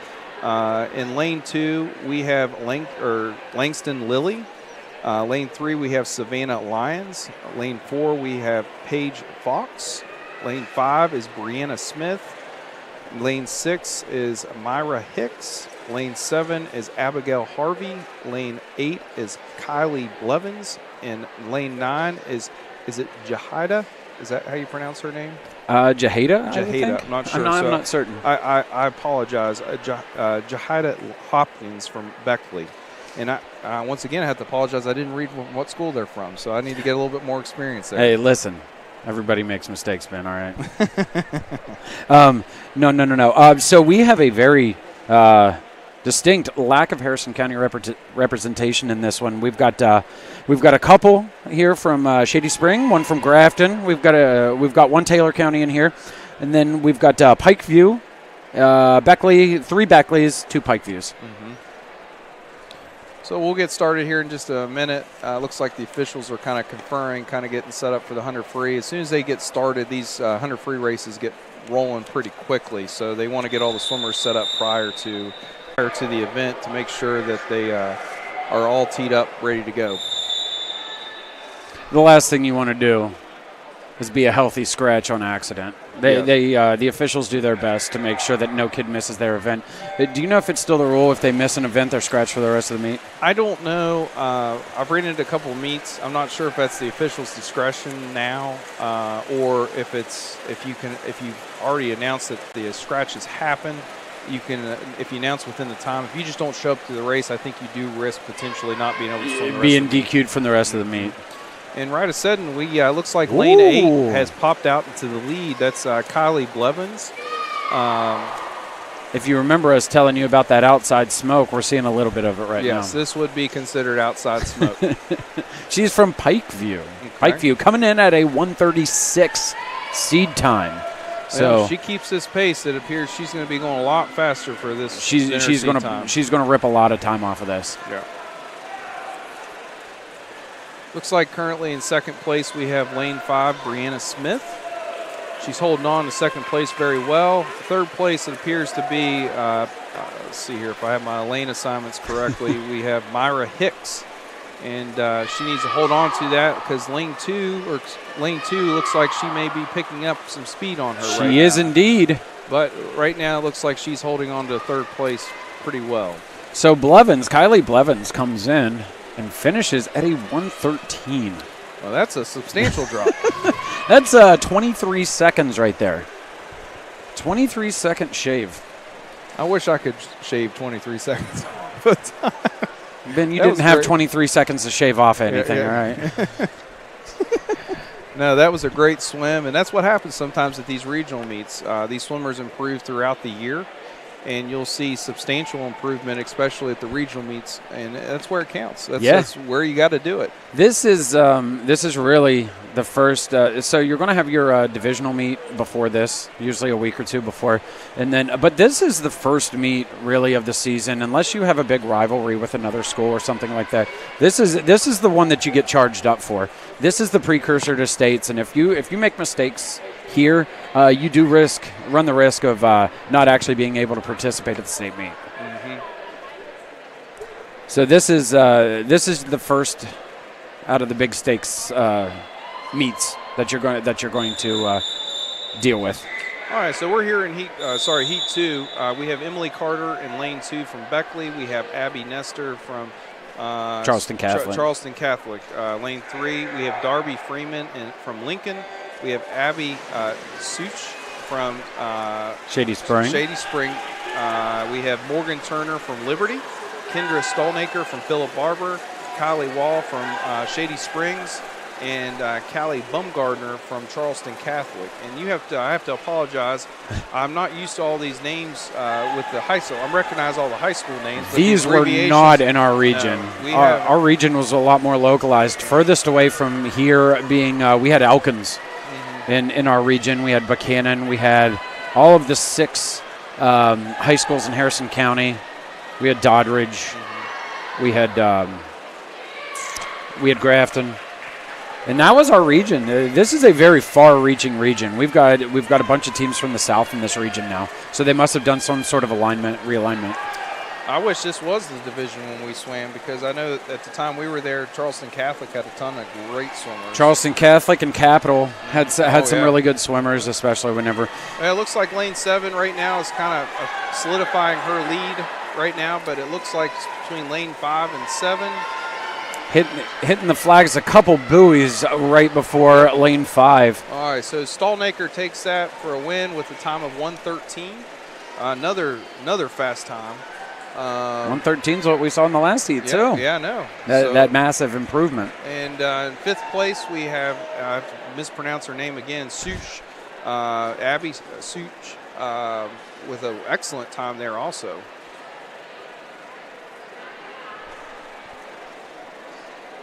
All right. While everybody's taking a little bit of a breath after that before they exit the pool, we'll go ahead and lead into Heat 3. Heat 3 of our 4 heats that we have. Coming out of Elkins, we've got Hannah Currents, Grafton, Julia Shea, and lane 4. We will have an open lane here, it looks like, and lane 3 is going to be empty. Hannah Fisher from Charleston Catholic, Savannah Paez from Liberty, Kara Kaufman from Lincoln, and then we've got Carson Karakoff. And Andrew, this is a good example where someone probably pre-scratched their event and reprinted the heat sheets. Yeah. An early scratch, and as Melanie and I mentioned, we did get a new heat sheet that was printed off maybe an hour before the meet, so those were probably the adjustments made. Well, in this race, it looks like Hannah Fisher is taking it out here, and on the turn, I think she got caught by lane 6, Savannah. Looks like a race between these two individuals for this heat. Both of hitting them those flags strong. about the same time. This is close. This is going to be a close race here. We'll see how they do off the turn. Ooh, what a wall. Huge lead gained off of that turn. They went in neck and neck into that turn, and that was just some great underwater work right there. And another really fast turn. Extended that lead again. Looks like lane 6, Savannah Paez, is going to be taking over the lead on this one. In the second place, it appears right now that Hannah Fisher will be finishing up second. Let's check out these times here. These look about the same 104. time. Yeah. Still great times for all. Look, once again, everybody cutting time. Yeah. That's great. That's all that matters right now. Excellent swims all around. No, swimming, you have that great that great meeting of multiple levels of competitiveness. Of course, you're swimming against the people, in the other lanes, but really what matters in a lot of swimmers' minds is if you cut time or not. You can win a heat, and that's great, but if you add a little bit of time onto your norm, it's still a bad feeling. Yeah, and everybody is cutting. That's a great point to make. You're not only competing against others, which everybody else can see, but a lot of these swimmers are competing by themselves. Yeah. So jumping into Heat 4 here, lane 2 is Leah Hours, lane 3 Mallory Hughes, lane 4 McKenna Hafen from Philip Barber, Lily Patino from Charleston Catholic, Lily Irons from Elkins, Katie Navoski from Grafton, Kaylin Taranis from Bridgeport, and Ella Biggs from, let me see here. Oh, I can't remember. Ella Biggs is Pikeview. Pikeview High School. Couldn't find it on my sheet. Yeah, that's a new one for me. All right, so we've got a decisive lead here, almost an entire body length from Lily Patno. That's Charleston Catholic. She looks like she's good, maintaining a good breathing pattern for the 100. That's really critical to make sure you're not breathing too much. Yeah. Got a couple swimmers utilizing that bilateral breathing. You got to check out. This is the one stroke that you're actually allowed to look and see where you are. You do that in any other stroke, and you're messing yourself up. That bilateral breathing saves the shoulders and lets you know where you are. All right, so. Looks like the winner that was lane 5. Lily Patno with a 54. Yep. Holy moly. Cut a little bit of her time off, too. A little less than a half a second off. All right, well, we're getting into the 100 freestyle for the boys 100-yard freestyle event 12. It looks like the record was set by Timmy Squires. Timmy was a great swimmer. Actually helped teach. I think I gave him some lessons one time. Oh, yeah. Remember when all the Squires boys were coming in? Yeah, this is that's the second time we've got to mention his name for a record. He has the 50 still, too. Yep. And he's related to Splash from Buchanan. Splash, that was a legend growing up. And Tappan. Oh, yeah. We mentioned Tappan earlier. And, Splash. It was always a thing to see at, like, Staley Invitational because even in her later years, she was always swimming in that Masters relay. And it was just it made everybody's day. Let's see here. In lane 2, we have Wyatt Dick from Shady Springs High School. We have Ben Squires in lane 3 from Liberty. Jonah Nolan from Pikeview High School. We have Sam Blanchard from Shady Springs. We have Kyle Warner from Elkins. We have Hagen Duffelmeyer from which would be the Bulldogs, Doddridge County. We have Aiden Mays from Shady Springs. And out front, we got Sam Blanchard in lane 5 out of Shady Spring. But he has a couple people nipping on those heels. We've got one at about the hips, one just a little bit behind him, which is not so much behind him anymore. He is overtaken coming into this wall. That is lane 6. That's Kyle Warner. But a great turn by Hagen Duffelmeyer.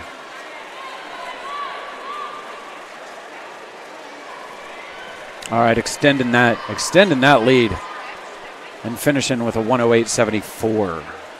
108.74. Another time shave. That was a good race. Yeah, it really was. Great pacing. Go, Isaac! Go, Alden!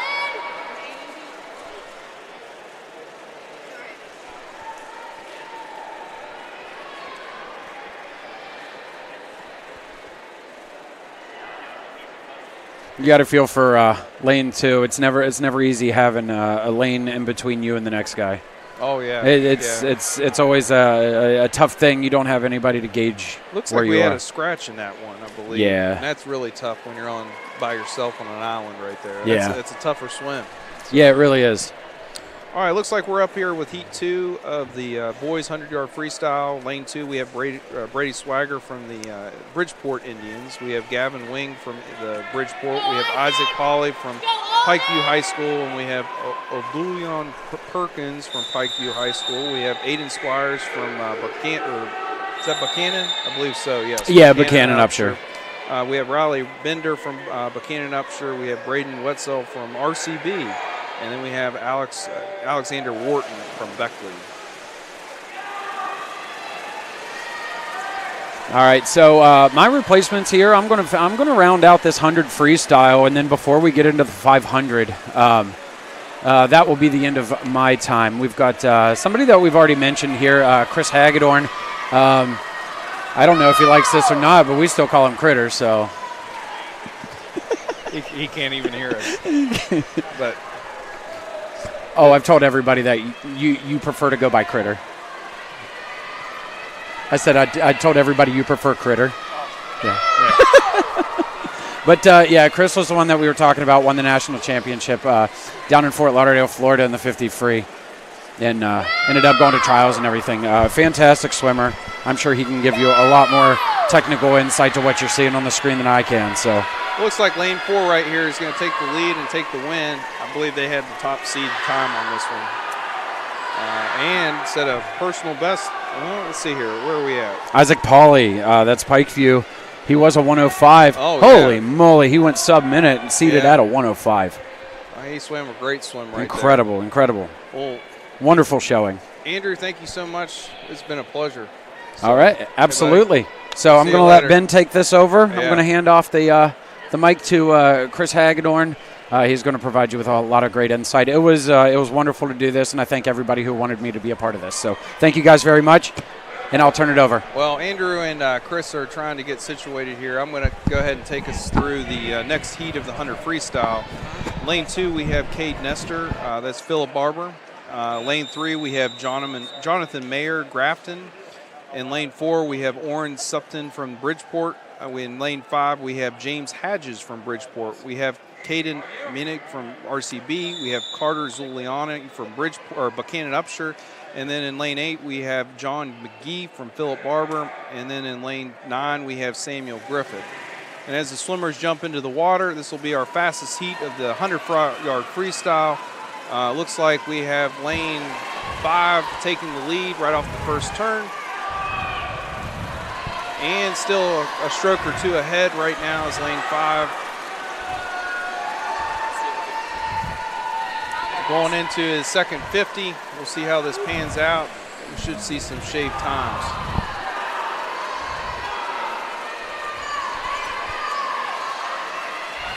Looks like James from Bridgeport's maintaining that lead. He looks strong. Chris is going to have to get used to talking on there because it's pretty awkward when I jump on. Yeah, it's a first for me. So, looks like we finished with a time of 50.81.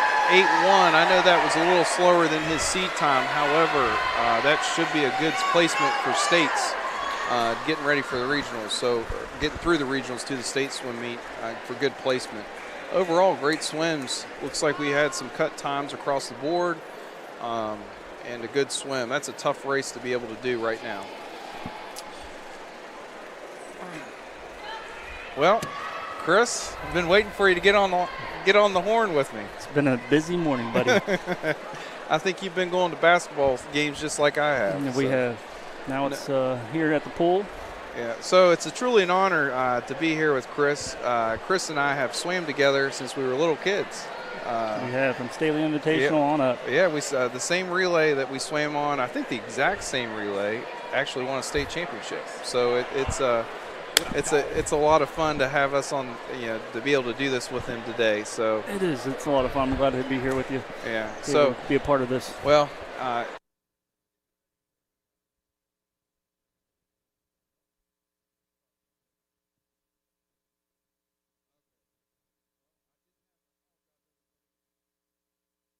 Okay, can you guys hear me okay? I have to apologize. I did not have the microphone up to my mouth. So if you guys weren't able to hear me, I have to apologize. But we're getting ready here for event, I believe event 13. Event 13 is the 500-yard freestyle, one of my least favorite strokes. Mine too. Events. They're going to be swimming 500 yards. Which is a long distance for most of these individuals. We have two heats of the 500 freestyle. In lane 4, we have Olivia Sweeney from Bridgeport. We have Addison Tharp from Bridgeport. And then in lane 6, we have Lillian Fetty from Buchanan Upshur. Mm-hmm. So one thing we've noticed, Chris, is that a lot of the regions have changed. You can see how Charleston Catholic is now in our region. When we swam, also they took the top 6 swimmers. However, now they take, I believe, the top 3, and then they look at the top 12 times across the state. Oh, I see. So it's a little bit, if you have a heavy conference where a lot of fast swimmers in one event, it gives everybody a fair shake to get qualified. Yeah, I can see that. Big change from what it was. So with 500 free, it's all about pacing and having a nice pace throughout the event. As you can see on the end, you do actually, it's such a long distance. We have counters that do count the laps for the swimmers, and then there will be an official that will ring a bell here shortly, here after so long, to wake the swimmer up, so to speak, that it's their last lap. So in the meantime, we'll let this race kind of continue. Kind of falling back with what we were talking about before, a lot of the swimmers that have been on the air have had a history of swimming. Andrew was talking about how we went to nationals together. Yes. And swam on the national Y swim team, and where you won a national championship. I did actually that year. That was a fun year. Yeah. No, that was at that time. Our coach was Tom Plemons, who is now the coach of Mountain State Storm here. He's actually sitting over there in the corner. I don't think he's seen you yet. I see him over there. He's got his heat sheet in hand and his little pen. I'm sure he's got a stopwatch somewhere on him. Yep, he has his stopwatch. He's still doing the thing. So a lot of the swimmers here attribute a lot of success to Tom. Tom's been a long-time coach in the area, and he's done a lot for us. He's had a big impact on the sport around here. So it's been real nice. My sons have had the opportunity to have the same coach I did. I was regretting all the stories that he might try to tell, but no, it's been a great experience. My son as well. He's been swimming up here on and off with Tom, so it's been fun to watch it, Well, it looks like we're what? Where are we at on the 500, Chris? Do you know? We got seven laps down. Yeah. How many laps is the 500? This was not my sport or my event. A little too long for my liking. Yeah. So I'm not sure what we go up to here. Yeah, I believe it's the 20 laps for 25, or the that would be 1050s, 20 laps. Yes. So however you want to look at it. Once again, it's a long race. Splits matter. You want to be smooth with your technique. And most things you want to try to get qualified for regional, not expend as much energy as you have to, especially because you probably have multiple other races that you have to race today. Mm-hmm. We got lane 5 here and lane 4. Looks like Thorpe. Nice neck and neck. Might be a little draft in there. Yeah. Just trying to stay up on pace. That's sometimes you'll see that in the 500 freestyle. You'll see a swimmer kind of catch onto the hip, but it looks like they're kind of trading spaces back and forth each lap. That's helping conserve a little bit of energy there. Yeah, just staying with each other as they go out. That way you don't get left behind.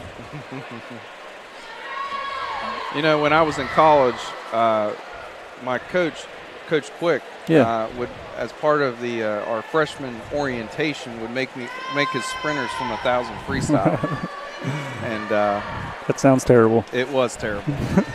And he probably enjoyed every minute of it. He did.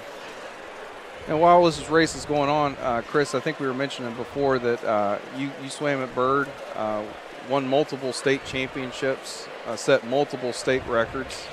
Then you had the opportunity, were recruited by Auburn, correct? That is right. I finished my high school career out at RBCB alongside you, actually. Oh, yeah. I think we have our picture up at the school with our relays. Yeah. And then I actually went on down to Auburn, Alabama, and swam with the national championship team. You were there for about a year, right? Yeah, a year. And then you ended up coming back and swimming for Sergio at WVU. Is yes, that right? Yep. Sergio Lopez. He's probably one of the greatest coaches I've ever had. He coached WVU, and then he ended up going down to Bowles swimming, which is down in Florida. And then I think he went over to Virginia Tech, and he might currently still be there. He is right now. So I was actually looking at a swim camp for my son, and really? he's still there. Now, at WVU, I know your last year, you ended up, how did you do with Big 12s your last year? Well, it was Big East when I was East. there. So you were still Big East. Still okay. Big East. I couldn't remember if it was Big 12. Yeah, no, that was still Big East then. My senior year, I ended up, my two events were the 50 freestyle, 100 freestyle, and 100 butterfly, I believe. It's been so long. And I ended up winning every one of those events and then setting the Big East championship record in the 50 freestyle. Which is amazing. You recall what time that was? I think it was 19.5. Yeah, back then, that was a fast time. That was a fast time. That qualified. That allowed me to qualify for the NCAA national championships and go down there and swim and participate in that. And as you probably are hearing through the microphone, you're probably hearing a bell in the background. The official is ringing a bell to alert the swimmers it's the last lap. It's everything you got to wrap up this race. And to finish it up, you'll see the markers at the end are an orange or a red color. It's trying to alert and wake up the swimmer to get going. Yep, you can tell them they're turning it on right now. Their kick's picking up. Their strokes getting longer and faster turnover. Just trying to get it finished. And it looks like right now with both the lanes 6 and 5, or 5 and 6 with Tharp and Sweeney, looks like they're going to be finishing, lanes 5 and 6, Tharp and Fetty.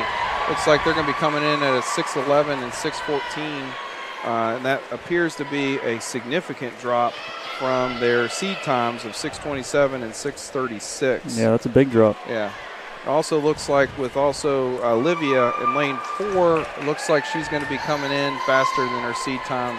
You know, once again, we have another heat with significant cuts. Yeah, they all did good. It's all about dropping your time, right? Oh, yeah. All right, so we're getting to heat 2 of the 500 freestyle. Lane 3, we have Jenna Stout from Hoover. In lane 4, we have Gretchen Lane from Bridgeport. In lane 5, we have Ashton Walker from Hoover. In lane 6, we have Rachel Shyrock from Elkins. Lane 7, we have Leela Barnes from Lincoln. And in lane 8, we have Reagan Cart from Elkins. Looks like Ashton Walker is set with the fastest seed time of 5:28. However, Rachel Shyrock is close to her with a 5:33. Should be a good race here if Rachel can keep up with her. I always likes to watch the 500 and kind of watch that first split to see where they are. Usually that kind of sets the tone of the race. Yes. They're all flipping together, lane 5 and 6. So, Chris, back to you went to NCAAs. I'm pretty sure you qualified for Olympic trials, didn't you? Well, was it? Yeah, it was either the Big East Championship meet or the NCAAs that I ended up qualifying for Olympic trials. I think it was the Big East because I ended up swimming slower at the NCAA championships. Yeah. And that sometimes happens. It does. Yeah. You try to be on your game every single race, be at your best at all times, but unfortunately, it's hard to do. Especially for the 50 free. I was talking about with everybody listening that it's start, turn, and a finish. That's all it is. And so if one thing's off, you're going to be off. You can't really make up a time like you can in 100 or maybe the 200. Even you can make an argument it's hard to make up any time in the 100. Yes, for sure. So, but it's at that level that you can't make very many mistakes, and a very slight thing can throw you off. That's right. You got to be perfect in everything you do, from the start to the stroke to the finish and the flip turn. You got to be able to keep it all on. Now, at the Olympic trials, who all was swimming at that time? Do you remember? Oh, man. Phelps would have been swimming. Phelps was there. I swam with Phelps in the 100 butterfly trials. I was all the way over in lane 8, though. He was probably in lane 4, Lockie was there. Ryan Lockie was there. Well, that's just a great experience. Yeah, just being there, being in that atmosphere, being around those. Every one of them there is an amazing athlete. So just being in their presence was a great time. Now, did you turn professional at any point? I can't remember. I did. So when I graduated from WVU, my plan was to train for Olympic trials. At that time, Sergio Lopez, the coach, ended up moving down the bowls, and a couple of guys from the swim team all decided to go down to Bowles, Florida, and just train for Olympic trials. We had multiple swimmers from other countries. We had Pablo Marmoleo. He's from Mexico. He swam for the Mexican team. We had a couple guys from Croatia. Their Croatian Olympic team. We had the Philippines. We had Israel. It was a large group of guys just down there just for a year and a half, 2 years, just training and focusing on the Olympic trials. I bet you that was a cool experience. It's fun when you're training, because I remember when I was in college, summer, you'd spend time swimming with a lot of international swimmers, and a lot of times you couldn't even speak their language. No. But they understood swimming. Oh, they understood it. They definitely knew their swimming. But it was a fun experience to be exposed. I remember my last finals that I had at conference was I was the only American swimming in that event. Oh, wow. Yeah, so it's definitely an international sport, especially. So this is a great sport to kind of get into, get you in college, swim in college, get exposed to other swimmers and meet other people. So. Yes, it is. Now, you swam at West Virginia Wesleyan. Yep. So I was recruited by Denton Quick at the time. Great swimmer out of WVU, All-American sprinter. And he was coaching at the time at Wesleyan. I ended up swimming 4 years at Wesleyan. Had a great career there. Great experience. Had some really good swim teams, really good relays and stuff like that. It was a great opportunity. Now, your event was 100 butterfly, was it not? Yes, I pretty much swam the same events you were swimming. I swam the 50 free, 100 free, and the 100 fly, but the main event was 100 fly. I got you. So, but no, it was a fun time. But now I was thinking when we were at States, looks like we're coming up here real quick here. Save that for a minute. Looks like in lane 6 right now is taking the official lead. That lane 6 is Orrin from Bridgeport. If I look at her stroke correctly, it looks a lot like Kimberly Sickles, who's now an assistant coach or Coach Horn, excuse me, her married name. Looks a lot like her stroke that she swam with the 200 freestyle. Yeah, it does. So you hear the bell ringing right now, waking up that lane 6 swimmer, and looks like she's going to win this event right now. Lane 2 appears to be, second place appears to be in lane 5, which Ashton Walker. Yeah, Ashton Walker. I've been jumping around my sheet a little bit, getting too old, critter. So lane 6 there has almost a full pull length on her. Yeah. And I'm sure she's going to be dropping some time here. Yeah. Oh, yeah, she dropped a significant amount of time. Usually you'll see those 500 freestylers to back off that last lap if they've won the event, but here at regionals it's too important. You got to get a fast time to do a seed time. Looks like we got a race going on right now in lanes 3 and 4, neck and neck. It's whoever's got whatever they got left in the fuel tank. Coming down to the touch. Oh, you talk about a touch. That was a close one right there. 0.02 of a second. Yeah, that's really close. So between third and fourth place. That was a great race, ladies. What was it? Lane 4 got Lang got third place, and Stout got it from HH. What's HH?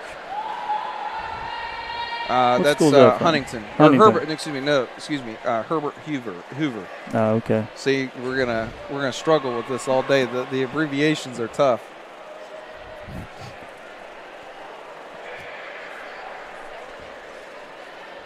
All right, so we're getting in here right now with the event 14 boys 500-yard freestyle. The record was set in 2020 by Preston Bennett, which I believe is currently swimming for WVU. 2022 record was set. 2022, and it's in 4:58. He'd broken that 5-minute mark.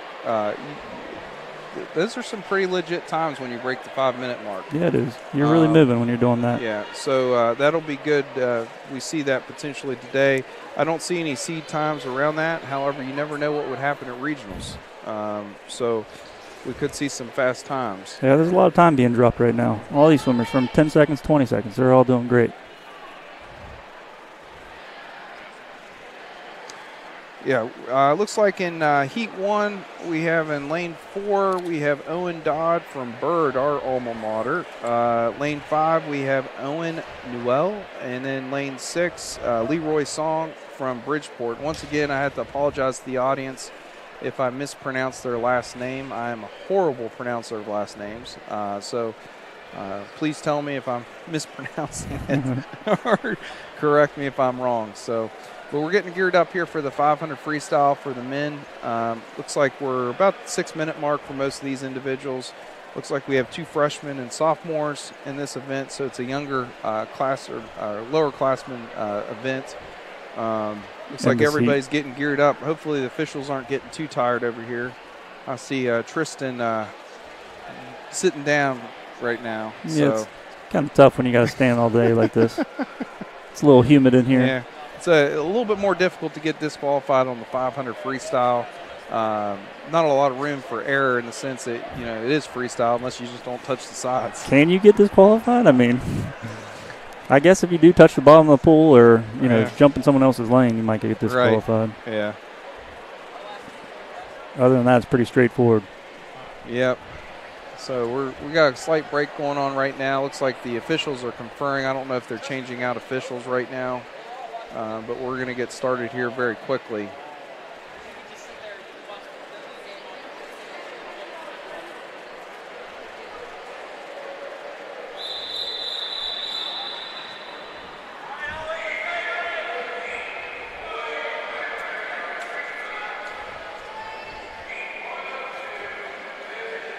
All right, we're starting this event for the Heat 1 of 2 heats of the 500-yard freestyle. These boys are getting up right now, getting ready to swim.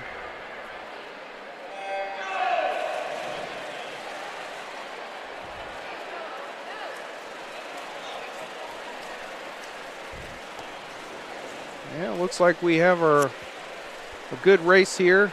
They're starting off pretty solid for the 500 freestyle. We'll wait for them to kind of settle in with their paces and see how this race goes. This was a race for me where I had to save my legs. The first 250 yards, I think I just stretched it out, trying to just pull myself through the water, save my legs, and then the second half of that race, I really started to kick and pull, drive my legs more. For me, it was just surviving. It is. I mean, for sprinters like us. Yeah. No, it's definitely, there's different tactics and ways to different approach it, but I think I did the same way you did, The idea is use more of your arms, try to lengthen out your stroke rather than kicking super hard. to wear out your legs, because you want those legs at the end, because you don't know how close you're going to be to other swimmers. Right, you need to kind of save a little bit. Yeah. But you also want to have a good time, so you gotta push it. Yeah, you'll see some swimmers in here. They jump in and they negative split the event, which what that actually means is you get faster as you go. I've seen swimmers start off at a 30 seconds 50, and then they go all the way down to a 24, and I have no idea how they do that. Mm-hmm. So I can't do it. I couldn't do that. But I've seen it happen, and people are built that way. They're able to handle those races. So it's a close race here. You got lane 4, 5, and 6. They're all within a body length of each other. And that's pretty key with the 500 freestyle. You know, you want to try to stay within two body lengths. Starting to get picked on by other people here at the thing, but because I'm receiving text messages and stuff about us announcing on here. But sorry to interruption. You want to be about 2 body lengths apart within, and as long as you keep and maintain that, you're pretty well in the race. Right now, we have a really good race going on with lanes 4, 5, and 6.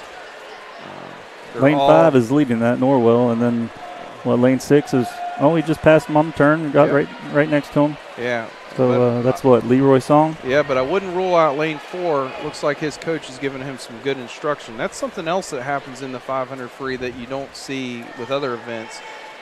Coaches are able to communicate with their swimmers with different signals. We had different signals and stuff to kind of tell them where they're at with the pool, if they needed to be speeding up, slowing down. Because some swimmers, you get too excited, jump in and go too fast. You don't know your pace. But you can communicate. But yes, you can do that. So yeah, these longer events, you're able to do that. You know where your coach is on the side of the pool deck, so you're able to find your coach. He's telling you to kick stronger, telling you to catch up to the swimmer in front of you. Mm-hmm. So it does help. It kind of motivates you as well, just to. Right. And another thing, and I don't see this happening very much right now, is the signalers on the swimmers that are counting their strokes. I could receive messages if I'd swim a distance event from them too. The way they would swing the paddle, like if they swing side to side, it meant something. If they swung it up and down, it meant something. Speed up and down, side to side, maintain. Yep, exactly. Oh, you got Bridgeport. He's in the lead now. That is lane 6, and that is Leroy Song. We have lane 5 in second place, about a body length behind, and that would be Norwell. And then Dodd's coming up here from RCB. All within a body length of each other. Yep. It's a great race. We're over past the midway point. Everybody's holding on really strong. Nice technique. Really great first heat. Yeah, you can see this RCB swimmer here, Owen Dodd. He's really trying to catch the swimmer in front of him, which is Norwell. Yeah, that's it. He's right there. So. And his coach is telling him to go, telling him to pick it up. That's Coach Kroll, another swimmer that we grew up with, another Staley swimmer. Yes, it's fun to see all these people. It's been a while. What's common is a lot of these locally, we've had an excellent summer league swim program here for years. And what you found is now these individuals that you swam with have grown up, had kids, and they're coaching or they're involved with the swim programs. And it's fun because you kind of come back and you're reliving it all over again. Yeah. So we had a lot of good memories. For sure. I'm looking around the pool deck right now. I see 10, 15 people that we grew up with and swam with, and now they're coaching. They're helping out in some way. Oh, yeah. Looks like the Bridgeport swimmer right now is really kind of pulling to the lead. If you hear this on the microphone, you hear the bells ringing. That's the time you better start going. Man, you can see he's picking it up. Yep, looks like all the swimmers are picking it up. They're all racing it the way they need to be racing it. Well, let's see if we can play some catch up here in the third place here.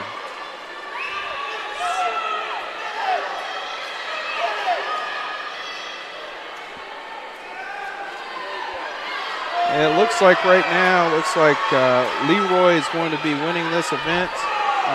Looks like second place will be Owen. And then we got 2 Owens. Owen Newell, and then the third place will be Owen Dodd. Great swim, gentlemen. That's Great a tough swim. race. What do you finish in? 5 minutes and 50 seconds? Yeah. Looks like all of them broke the 6-minute mark, which is a great time standard to drop. As swimmers, sometimes you set goals. Like, so for the 500 freestyle, you may say, hey, I want to break the 7-minute mark, and then you break it. Next goal would be, let's break the 6-minute mark. And then you start, maybe it's like 5:30, 5 minutes and 30 seconds. Let's break that, and then 5 minutes. So all your distance swimmers have different goals. All right, we're moving on to Heat 2. Looks like the meet's moving right along on schedule. We have in lane 3, we have Brandon Rock from RCB. We have Isaiah Starks from Philip Barber. We have Jacob Keener from Bridgeport. Oren Stupin from Bridgeport. We have Zach Nicholson from Bridgeport and Ben Bajer from RCB. Looks like a heat predominantly with Bird and Bridgeport swimmers here. Pretty unique for this type of an event. It is. Once again, the regional record for this event is 4:58.48, and it's set by Preston Bennett in 2022. No, you were mentioning before, Chris, how you were seeing a lot of swimmers in there. I know when we were swimming at this time, there was a handful of swimmers that went on to swim for college, different Division I colleges, and something to stress in the area that our swim program in the region and in the state's a very strong program, and this is a great way for kids to get to college for college scholarships. And so a lot of these swimmers could swim for college. You know, there's Division III, Division II, Division I, and get scholarships to go swim for different schools. There is that opportunity, yeah. Oh, yeah. So, well, it looks like Jacob Keener is trying to assert his dominance, taking this out here. In the first 100, looks like he broke a minute for his first 100. Second place looks like Starks behind him from Philip Barber. Looks like we're going to be swimming a good swim here. Yeah, they look strong.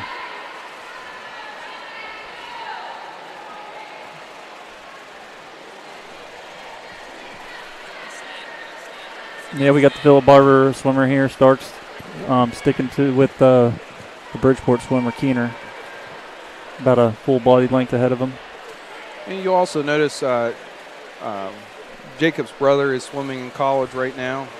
He had a very good career at Bridgeport. And you see the families, and, you know, all of them are sticking with it. So it's nice seeing these siblings coming back and they're staying with the programs. Mm-hmm.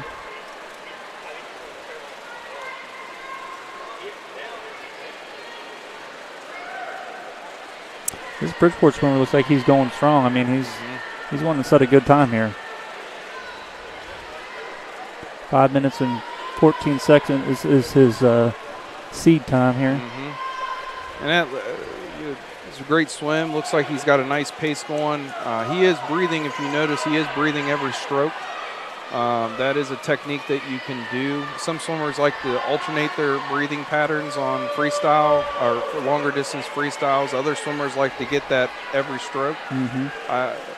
You'll hear younger coaches, or not younger coaches, when you're a younger swimmer, to breathe every other side, but I've kind of seen different Olympians and top swimmers, whatever works for you works, you know, type deal. But it's good to learn the fundamentals, but you can see he's taking a different approach to swimming his 500.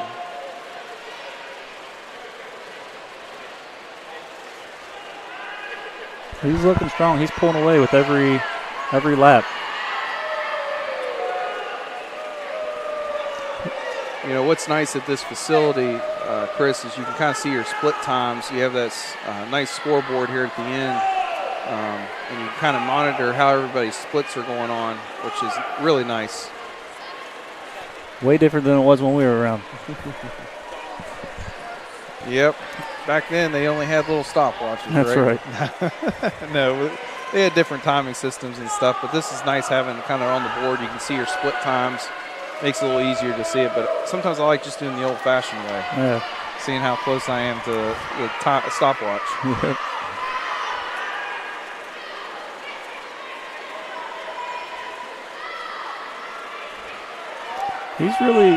He's really kicking and pulling. I mean, he's going after this one. Yeah, I think he's not worried, but he's trying to establish a good time for his placement at the state meet. Which is what he needs to do right now. Yeah, his legs don't look weak right now. I'm checking out all the other swimmers, right? Going through. It looks like everybody's looking pretty strong in the water. Got lane 8 there. Looks like he's looking pretty well. I mean, everybody's stroke looks pretty decent. Just got to keep it nice and long.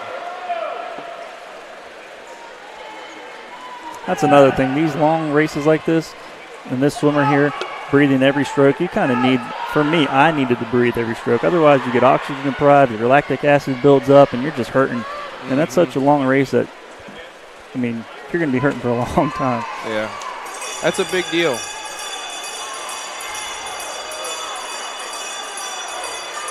Chris was talking about your lactic acid. Well, right now, sorry to interrupt you. The bell just went off. We have Keener taking off here, finishing up his race. Looks like he's going to have a good time here for his seed time. He's got his last lap here. Oh, yeah. Oh, he's kicking it in right now. His seed time was 5 minutes and 14 seconds.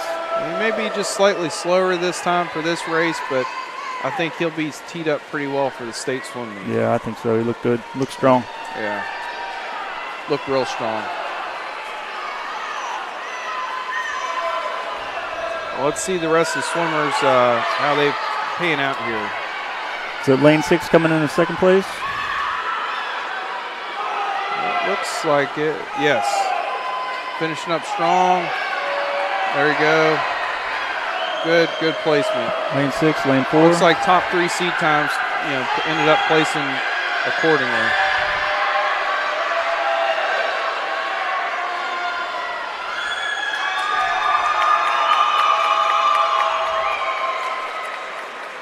That was a great 500 freestyle race. Even though we're pretty partial to the 50 and the 100 freestyle. Yeah, the 500's not for me. All right, so we're moving on with our race. Looks like we're into the 200-yard freestyle relay.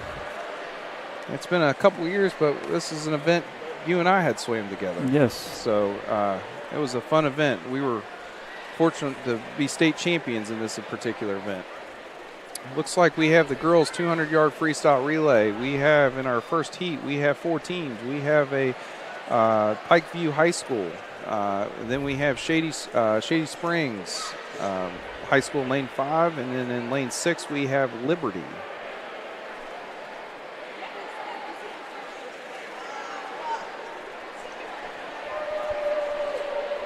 Right now, all the officials are getting adjusted, getting ready for this race. As you can see behind the blocks, there's obviously 4 members to the freestyle relay. They'll be swimming all freestyle event. This will be a 50 freestyle for each swimmer.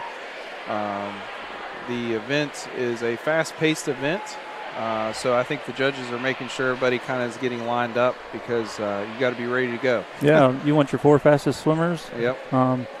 In this relay. And there are strategies. You either put you can put your fastest first, get a lead, or you can put your fastest last and have them bring you home. Yeah, that's. I think when we did ours, when we swam our state championship relay, you went last and I went first to kind of set the tone, and then you fill in with the rest of your team, or you can go fastest to slowest. There's numerous ways you can swim this race. Most traditionally, you do put your fastest fourth and your second fastest first, and then I believe your third fastest third, I think, yeah. And then your second your slowest second, but it doesn't really make a difference. Oh yeah. Good. But yeah, we're getting ready here to start here for this relay. We're kicking this relay off.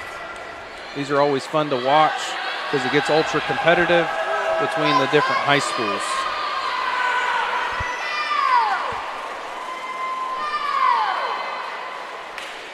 Chris, I think I had more fun swimming in a relay than I did in individual events sometimes. I enjoyed it. I mean, yeah.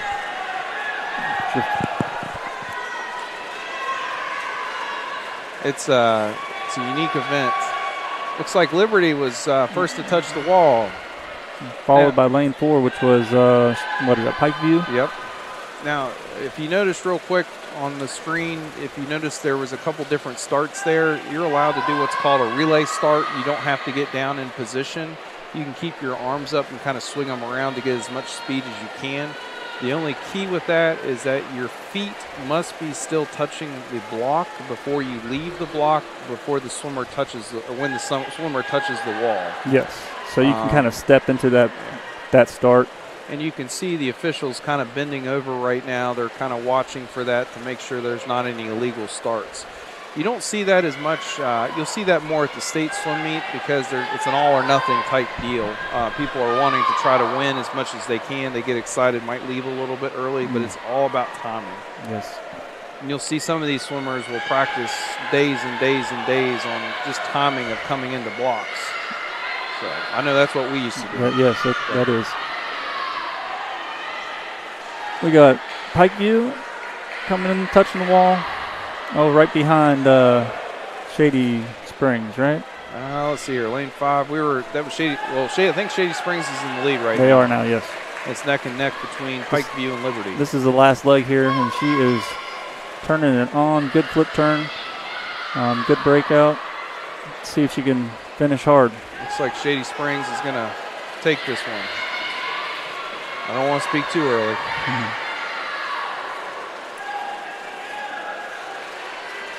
Looks like Shady Springs will take that heat with 2:14, which was faster than their seed time.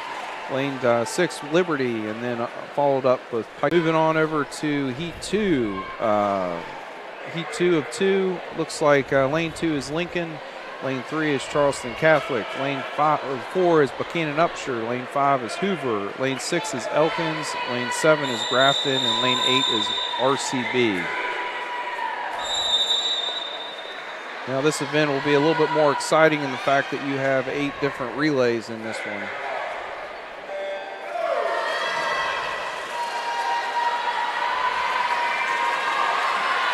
Herbert Hoover here is seated with the fastest time of 1:49.78.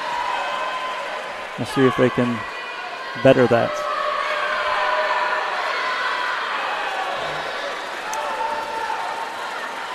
Looks like lane 6, which is Elkins, is really putting it on here, trying to challenge that relay. Wow. Ooh, nice starts right Looks there. like Herbert Hoover just touched the wall right before Elkins, and then the Elkins swimmer has pulled ahead. It's all about speed in this race. It's a great flip turn. Looks like Elkins has a half a body length on him. Yeah, and it'll be interesting to see where they place their swimmers on the relay for timing purposes.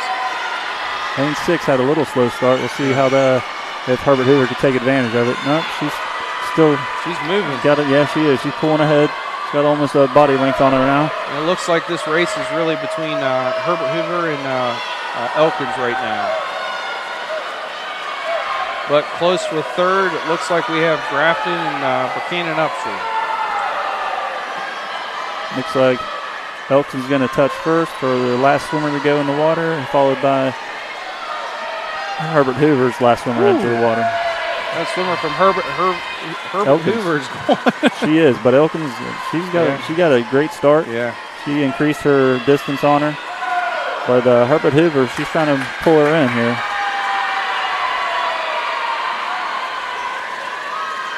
Good strong finish too.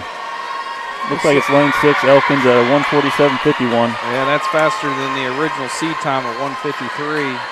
Yes, lane 5 then, so Herbert Hoover finished at a 1:49.01. They still bettered their time. Oh, yeah. Looks like lane 4 came in next, which is Buchanan Upshur at 1:57. Looks like lane 3, which is Charleston Catholic. And then lane 8, RCB, and followed by lane 2, Lincoln. All those girls look strong. Oh, yeah. That was a great race. And, even though maybe Elkins, touched out, Hoover today, state swim meet's a totally different ballgame. Anything can happen there. So you never know between the two. It's a great race, both parties. So they'll be neck and neck at states too. No, yeah. One girl could have had, slower start than she normally does. She'll just have to go back and practice that and with her teammates and really get that timing down. All right, right now we got the boys 200 freestyle relay. All right, looks like in lane 3 we have Shady Springs, lane 4 RCB, lane 5 Bridgeport, lane 6 Elkins, and lane 7 Philip Barber. this has always been a fun one for me to watch. It is exciting. It's just these guys really get into it, and I know they get really competitive with it. I know, for instance, with Bird and Bridgeport, especially being rivals, they're right next to each other. So it's they want to beat each other. They do. So, and that's close right now. And I don't want to rule out Elkins. Elkins has been a big competitor and rival for them too. They have. Right now it looks like it's between Bird, Elkins, and Bridgeport. Bridgeport with the slight lead. Look at Bird's pulling up on him. Yeah. See if we have a good, right there. Good tight turn here and a good breakout. Let's see if we can catch him. He's right at his hip. That was a nice turn. Yeah, he looks strong. He is pulling that Bridgeport swimmer in. Oh, yeah. All right, let's see if the third leg here. All right, Bridgeport's off the block first, right behind Bird, or right in front of Bird. Yeah, great swim here. Let's get a nice turn, get off the wall, and get up out of the water. And Bridgeport's got about a body length lead on him. Yep. Elkins is coming up there too. He's pulling up on the bridge or the Bird swimmer. I think we're turning into a race between second and third place right now. Looks like Bridgeport's going to win this one. Right now, looks like Elkins is in second, and the Bird swim team is in third place. And that Elkins swimmer's trying to pull in that Bridgeport swimmer. Yeah. He looks strong. Very fast. That was a good race. That's going to be a great race for states with all three of those teams. Yeah, it looks like Bridgeport finished at 138.05, followed by Elkins at 138.89, and then Bird at 141.38. Fourth place was Philip Barber at 149.84, and here comes Shady Springs to finish the race in fifth place at 2 minutes and 5 seconds. That was a good race. All right, looks like we have our next event. Is event 17, the girls' 100-yard backstroke. The record was set by Maggie Miller. I remember Maggie. She set that in 56:52. In 2014. Ooh, there are 4 heats of this one, Ben. Oh. All right, so in this first heat, we have Aspen Ferguson in lane 3. She's from Beckley. We have Lydia Ward, lane 4 from Grafton. We have Berkeley Davis from Shady Springs in lane 5. We have Duluth Vance from Capitol. And then in lane 7, we have Eliza Newark from Capitol. And then lane 8, Abigail Harvey. Now, the officials are probably getting ready for this event. Now, for backstroke, 100-yard backstroke, the officials will hear in just a little bit. Actually, I think we may be taking a short break here with the actual meet structure, but the idea is with backstroke, the official will say swimmers enter the water, and swimmers will then enter the water. They'll get them set, and then they'll start with the backstroke. So they'll actually start in the water. A little bit different than all other strokes. And this is a stroke where your toes have to be underwater when you are taking your mark. Yep, you can't grip the toes off the top of the ledge. No. So you have to be touching the wall. So that creates an issue for a lot of swimmers. Something my son struggles with is that he'll slip off the start.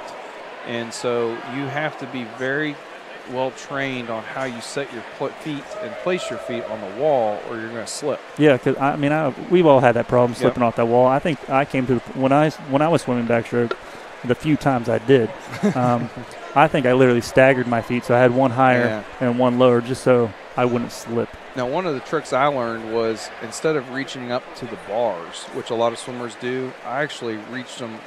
Learned this from my college roommate, Bo Kripchek from Fairmont Senior. Bo? Bo would start not from the top blocks. He would start from the wall. Yeah, basically the gutter. Yeah, the gutter. And that would give him, which you can do, but basically the start would be the same every single time and would help get your placement. I felt like that helped me, but I wasn't a backstroke swimmer like Bo was. But his biggest concern was if he went to a new pool, or am I used to jumping off the blocks, and he didn't want to slip and fall, because if you don't hit your start on backstroke, it will ruin your complete race. Well, one thing, when we were swimming backstroke, we didn't have these touch pads that they have in the pool down here. Yeah. So we're basically on the tile wall, which was a lot easier to slip on. These touch pads here are made of a rubber, and your feet do kind of stick to them And a little better. it helps out a lot better. It does. My thought on the backstroke start was I wanted to get my entire body out of the water so that, instead of pushing off where my legs are dragging, it's just, slowing me down. Well, and you were probably wanting to focus on getting as much of your butterfly kick because I know you had a strong fly kick underwater. Yeah, this is one of those strokes where you can kick butterfly. And you wanted to get out of the water and get under the water as much as you can to be able to kick fly. Yes, yes. Supposedly, they say you're faster underwater than you are on top of the water, less drag. Yeah. You watch in the Olympics, swimmers, you see Lockie and you see Phelps, they're going underwater as far as they can. And in this pool, if you guys can see it on the YouTube cast or whatever, you'll see there's yellow markers in the middle of the pool.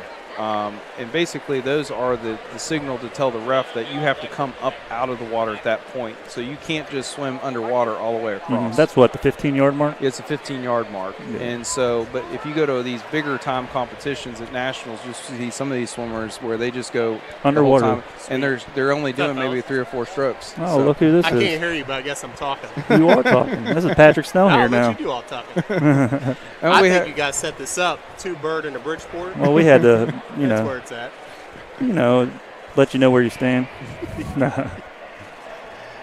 Joining us right now is Patrick Snell. He's having some issues with his audio on his headset. So he's able to talk into the microphone. So he may not be able to hear us sometimes. So I'll start bad-mouthing him down here. You be nice to him, Chris. Okay. I'll bad-mouth him so he can't hear us. He'll have no idea. I have no idea what you're saying. That's all right. Like sign language or something. It's nothing bad, Patrick, I promise. No, back when we swam, we always had the big rivalry between Bridgeport and Bird. So Chris and I have to really team up on him to make sure he knows that he may not be welcome here. Nah. We're just joking. No, Patrick was. Sounds good, Ben. But Patrick, all of us swam on the YMCA team when it was there. So we swam on the. We grew up swimming summer league together, and we grew up swimming on the club teams together, and so we joked around a lot. But just when in high school, we swam for different high school teams. Yeah. But we all grew up. We all went to nationals together. Had wonderful experience, wonderful opportunities through swimming, the sport of swimming, to be able to do stuff that we probably never would have been able to do ever. No, I mean. So, but yeah, it's the sport of swimming is just it's great for things, and it's a wonderful community. We're sitting here at this table here, right in front of the pool, getting to watch swimming. There's nothing that beats that. But then people are walking up just saying, "Hey, how are you doing? I haven't seen you for so many years." So it's a great community. Yeah, you make a lot of good friends here, and you keep them. Yeah. I mean, literally, you're with these. When you swim year round. Yeah. Man. And now the officials are starting to come up here and give us a hard time. They are giving us a hard time. Yeah, we're probably gonna get disqualified. Patrick's dad here, one of the officiators. Yeah, we have the head officials coming up here. We got Chet Walker here. Yep. So most of these officials were the same officials that we had when we were younger. They were. And still doing it. Still doing it. They love doing it. So a special shout out to the officiating crew today. Yeah, I mean, these guys, these officiators, their kids were swimming. So instead of sitting in the stands, they're like, I'm just going to get down here on the deck and start officiating. So and he's been doing it ever since. And that's really big for parents that have kids in swimming. I know it's tough. You want to watch your swimmers swim, but volunteering and helping out with the meets, timing. Without the parents and the volunteers, this would not even happen. No, it wouldn't. It's every one of those parents who volunteer. This is because of you too. So it's a great thank you for all the volunteers that help out with the meets and the high school meets. And I know that's not the timing is probably the last thing that you guys want to do right now. So it looks like we had a kind of a short break here. We were segueing here to the 100-yard backstroke.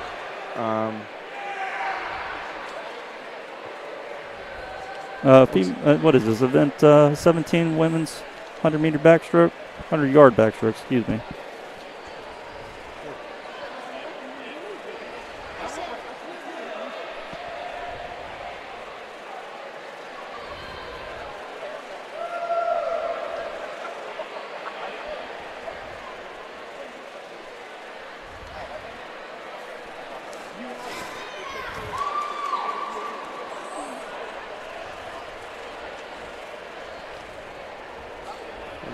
also getting near to the end of the event. There is only officially in the state high school swim meet, there's only 22 events. So things are kind of speeding up a little bit. We do end with the 400-yard freestyle relay, which is a little bit more of a lengthier event. However, we have up on the agenda right now, we have the 100-yard backstroke, then the 100 breaststroke, and then the 400-yard freestyle. So that would have been the break within the meet. So we're a little rusty, let's put it that way. Yeah, it's been a while. They like having these breaks in between, largely due to the fact that some of these swimmers swim certain events and certain combinations, and they like to make sure that these swimmers have adequate time to kind of cool down in between your events, because it's very difficult to swim an event back to back. Yeah, the only thing separating would be the females race in between. Yeah, and that's some swimmers do that, and they're able to physically do that. However, I've done it before, and it's hard to swim your top peak performance when you do that. Both times, yeah. If you're going out for, as hard as you can on your first race, and then you got a 5-minute break in between your next race, I know you're going to be a little tired. I know Chris and I used to swim the 50 free and the 100 fly, and there's always a break in between the two, but there's no break between the 100 fly and the 100 freestyle. No. So that sometimes would dictate what you would swim at states, would be how the events are ordered. You may not swim a particular event you may be better at just because of the placement of the particular event. Very true. And a lot of times you'll see these swimmers, if they are swimming back-to-back, as soon as they get out of the competition pool, they're going right over to the warm-down pool. Yep, and that's trying to loosen up, trying to get that lactic acid out. Yep, and that's a big thing that a lot of swimmers may not do, is that they get done and it's like, yay, we swam a great race, but it's really important for them to get over to that cool-down pool or the warm-down pool. And actually here at the bridge, the competition pool is the temperature of the pool is significantly lower than what the warm pool is. So it gives your body kind of time, muscles to kind of relax, get that lactic acid out, and get you ready for your next event. So it's a great setup because you have your competition pool, but then you have your cool down pool. So, can you hear us now, Patrick? Yeah. Hey, about time. Good to see you. Good seeing you. It's been a while. Can only imagine what's been said. Nothing. Nothing good. No. Yeah, this has been pretty much a success so far, I think. Dude, I was listening on the way in. It's cool. I was actually too. Yeah. It's been pretty neat to see. I was just thinking back. I can't believe we all trained in what we trained in, and here you are. It's great to see everybody expand. Yeah. We're on TV, It is. That's wild to see all that. It's really cool. But we were just reminiscing about stories with different things, and you went to nationals with us, and we talked about that a little bit, and just kind of reminiscing just back with high school days, different things, and kind of commentating about just different, the strokes and what they're to be doing, and I don't know. We're new to this. This is the first time we've done this before too. So yeah. As Chris told me, other Chris, don't route against it, but we'll get something done. Well, it looks like we're here for the first heat of the backstroke, 100-yard backstroke. Event 17, women's 100-meter backstroke. You want to go with this one? You can. Go ahead. It's tough reading the names. Lane 3, we have Aspen Ferguson. Lane 4, we have Lydia Ward from Grafton. We have Lane 5, Berkeley Davis from Shady Spring. Lane 6, we have Duluth Vance from Capitol. Lane 7, Eliza Newkirk from Capitol. And then we have Abigail Harvey from Beckley. Let's see, and I apologize. Lane 3, Aspen Ferguson from Beckley High School. Aspen got out well, man. Her start was good. Yeah. So now Patrick did swim a little backstroke. Yeah, so he can. Yeah, it's crazy, man. You guys swam in college, so I can't speak for Chris, but I always thought I was a butterfly until I went to college. It was like, hey, all of a sudden you're going to be a backstroker. Oh, wonderful. First event, turn her back. Okay, great. Oh, man. So, yeah, definitely dove into backstroke in college. Biggest thing I've seen from back when we swam to today is how much underwaters matter. That's what we were talking about before you got on here. We just never – underwaters were a thing, but not like they do today. No, literally you're watching the Olympics and they're going 15 meters underwater, taking 5 strokes, doing a flip, and do it again. Yeah, to a T. So I think that's cool to see that transition and how much faster it's making them, for sure. Patrick, if you don't mind telling the audience, where did you swim in college at? Yeah, I swam for Wheeling Jesuit. Yep. Yep. So our teams actually competed against each For other. sure. We were in the same conference. Right. So that was always fun. It was fun going to different colleges, and then you'd show up with other swimmers you swam with. Absolutely. So, yeah. Yep. What other strokes did you swim in college? IM. I Did a lot of IM. IM, 100 fly, 2 back. That's Yeah. pretty much what I focused on. Who we got leading here? We got lane Lane 3. 3, Ferguson's still doing it. Yeah, they are. Yeah, she had a great start. We got a battle in the middle of the pool. Got lane, what is that, 5 and 6? 5 and 6, yeah. And all the way over Other there, lane outside, 8. yeah. 7, 8. Lane 8. Lane 8's finishing good. She's coming in, yeah. Good she finish. might out-touch lane 3 here. Yeah. And she does. Did, yeah. 50, what, a minute, 48 seconds? Yeah, 148.74. And then lane 3, 3 which was Ferguson. Ferguson, 149.2. And third place was Davis, lane 5, at Yep. 151.78. That race showed the importance of really knowing your timing for your finish. Backstroke, really critical thing to understand is knowing your stroke count going into the wall on your flip turns and your finish, and For that sure. could decide the race. Absolutely. You want to try to avoid running your head in the wall. Yeah, well, and I definitely. think you'll see in the higher heats here, too, hopefully, or not hopefully, you'll probably see some swimmers staying more in the middle of the lane and getting away from drag, because all races, that's important, but backstroke, you definitely feel it. Yep. So we're moving on to Heat 2. Lane 2 is Sierra Spence from Shady Springs. Lane 3 is Hannah Divers from Charleston Catholic. Lane 4 is Jalen Sayers from Lincoln. Lane 5 is Autumn Johnson from Pikeview High School. Lane 6 is Taylor Leon from Liberty. Lane 7 is Ellie Hutzenbell, excuse me if I mispronounced that. That's from Charleston Catholic. Caroline Fox from Pikeview. And lane 9, Lakin Gentry from Shady Springs High School. Looks like this one will be a full race here.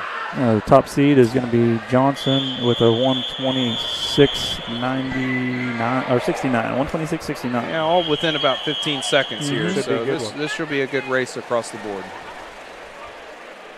I think the tough thing, too, with backstroke that's different in a lot of other races is not every block's the same. So your grip, your handle, where you're at on the wall changes a lot for your start. Yep. Definitely. You can see these middle lane people. I mean, they're still underwater. Yep.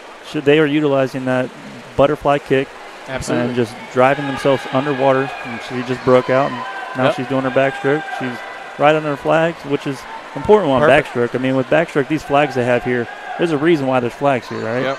I mean, Absolutely. It's your marker. it's your marker. You know when you see those flags, you know how many strokes it takes for you to get to that wall, so that you can do your flip turn. Well, and especially when you're in a new pool, too, because old pools used to be able to count the tiles. Yeah. You know where you're at, but when you come to a new pool, flags are everything. Mm-hmm. She had a nice turn. But really, apart from the lead here, everybody's tight for second. Yeah, it's a race for second right here. Yep. Lane 4 had a great turn coming off there. She kind of moved up a little bit, Yep. second place. For sure. But lane 5, Johnson, she looks strong. Yes, she does. She's on her last lap here. I see a couple people using those nose plugs. Those weren't really a thing when we were. No, I don't think they really had them for us. The only a cool person I thing. can think of is Jenny Spencer Oh, yeah.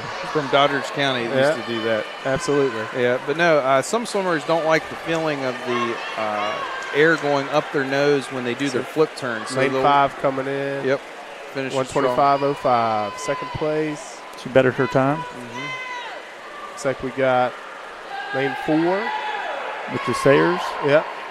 which is 132.22. Yep. And then third place we had lane 7. Yep. Yeah, you were commenting on the nose plugs. You know, some of the elite swimmers still wear nose They do, plugs. They're actually. just not- Absolutely. It's something that they feel comfortable with. Some swimmers really need it when they do their flip turns. That pressure of the air coming up their nose. I think it helps hold head position a lot Yeah, better. it does too. Yeah, Yep. it's It's just It's something you don't have to actually worry about. You got a nose Exactly. plug, you don't have to worry about water going up your nose. Or yeah. As I'm drowning, trying to suck air in. exactly. All right, we're moving on to Heat 3 of 4 here. We have in lane 2, Abigail Byer. We have lane 3, Marissa Cormany. Lane 4, we have Estrid Garver Daniels. That looks right. Lane 5, Sophia Hornick. Lane 6, Riley Yardley. Lane 7, Caroline Steed. Lane 8, Emily Powers. And lane 9, Elizabeth Hurst. Probably should see each heat time difference gets closer and closer. So we're going to see some tight races here. Yeah, we got Yeah. 1:16.09 as the top seed time. And It's a good start. Yep. Yeah, middle of the pool had a great start. Yeah, you can see these girls, their stroke pace is a little Yep. quicker than the last heat of girls. Holding head position good. Oh, yeah, look at that. Hips are up. Yep. Like they're all set up there pretty well. Lane 5 and 6 are, they're neck and neck. Oh, that turn, though, off lane 6 is great. Yeah, she got it. It's interesting because they get the lead on the turn, and then you see middle of the flags, a lot of high rotation. They'll catch up, so it's going to be a battle of turn and rotation. Mm-hmm. Others are staying strong, though.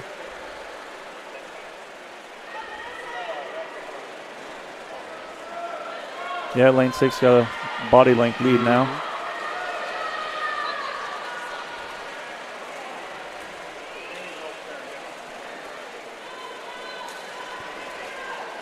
And that's Riley Yardley from Buchanan Upshur. There you go.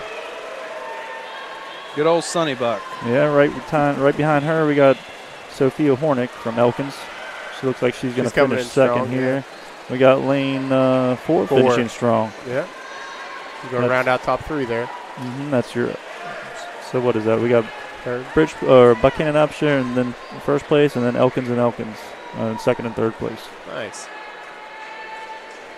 Elkins is really making a showing. Elkins been great. You know, they've come on strong for a lot of years. Mm-hmm. I heard you guys earlier talk about how they've changed teams and regions. Mm-hmm. Yeah, You know, yeah. where Which you're at. is new for us. Definitely a lot different. Yep. Definitely. Yeah, they've had a good. Yeah. Great swim though. All Yeah. better their times. Absolutely. They look strong. Mm-hmm. Those 3, 1, 2, and 3, they finished well. Yep. They were all neck and neck the whole time. Yeah, backstroke finishes are crucial too. One of the few strokes where you try to go completely submerged and get down, Yeah. and reach. So you definitely have to know your stroke count because 100%. you're not seeing the wall. You're just going off Blind. memory and diving back into it and hoping you're extended all the way. Absolutely. Well, we're moving on here to our next event. Our next event is the 100-yard breaststroke. Women's 100-yard breaststroke, event 19, right? It looks like we have 3 heats of 100-yard breaststroke. The record is set. A lot of more recent records from 2022 with Mara Johnson, a 109.43. Yeah, she's swimming at Wheeling now. She's swimming at Wheeling. Yep. No, I think we've only witnessed one record being broken. That was in the 100 fly, actually. Oh, yeah, I think it was a 52 high. Good. So unofficially, but we haven't heard. Assuming no disqualifications, but it was a good swim. Yeah, Bridgeport guy. So that's great. Good swim there. Moving on to 100-yard breaststroke, heat 1. We're looking lane 3, Marina Walling. Lane 4, Katie McAllister. Lane 5, Alicia Smith. Lane 6, Kaylee Bumgardner. Lane 7, Maddie Lookabill. Marina is from Beckley. Katie is from Shady Springs. Alicia is from Beckley. Callie is from Charleston Catholic. And Maddie is from Pikeview High School. Yes, and Alicia has the fastest time here at 1 minute and 50 seconds flat. Yep. Now, Probably the 3 of us combined, we've probably raced the 100 breast probably like 6 times. Yes. I think I can count it on one hand for Yes. myself. Yeah, definitely. Yeah. I think the biggest change I tell a lot of people I talk to that I've noticed to be a big difference and potential advantage nowadays with breaststroke is being able to fly kick on your pull out. Yeah. Which is new to me. I mean, it's monumental. Yeah. Even in the IM, for me, breaststroke is always my weak stroke. Man, if I could have caught that, it would have been awesome. they get that one butterfly kick at the end of their breaststroke Yep. kick out, right? Yep. You get that fly kick. Man, if you ride it, you're really getting out there, which is great. This is one of the hardest strokes right here for me. I mean, you have to be – I go nowhere in the water. I mean, I'm pulling, I'm kicking, but you have to be efficient in this stroke Absolutely. here. And it's all about timing with your hands and then your kick. Hip placement coming Hip forward. placement, yeah. This was not my event at all. Yeah, this is a struggle. This is a tough event to swim for me, too. I looked like a bobber when I was, Lane couldn't 3's do it. looking great.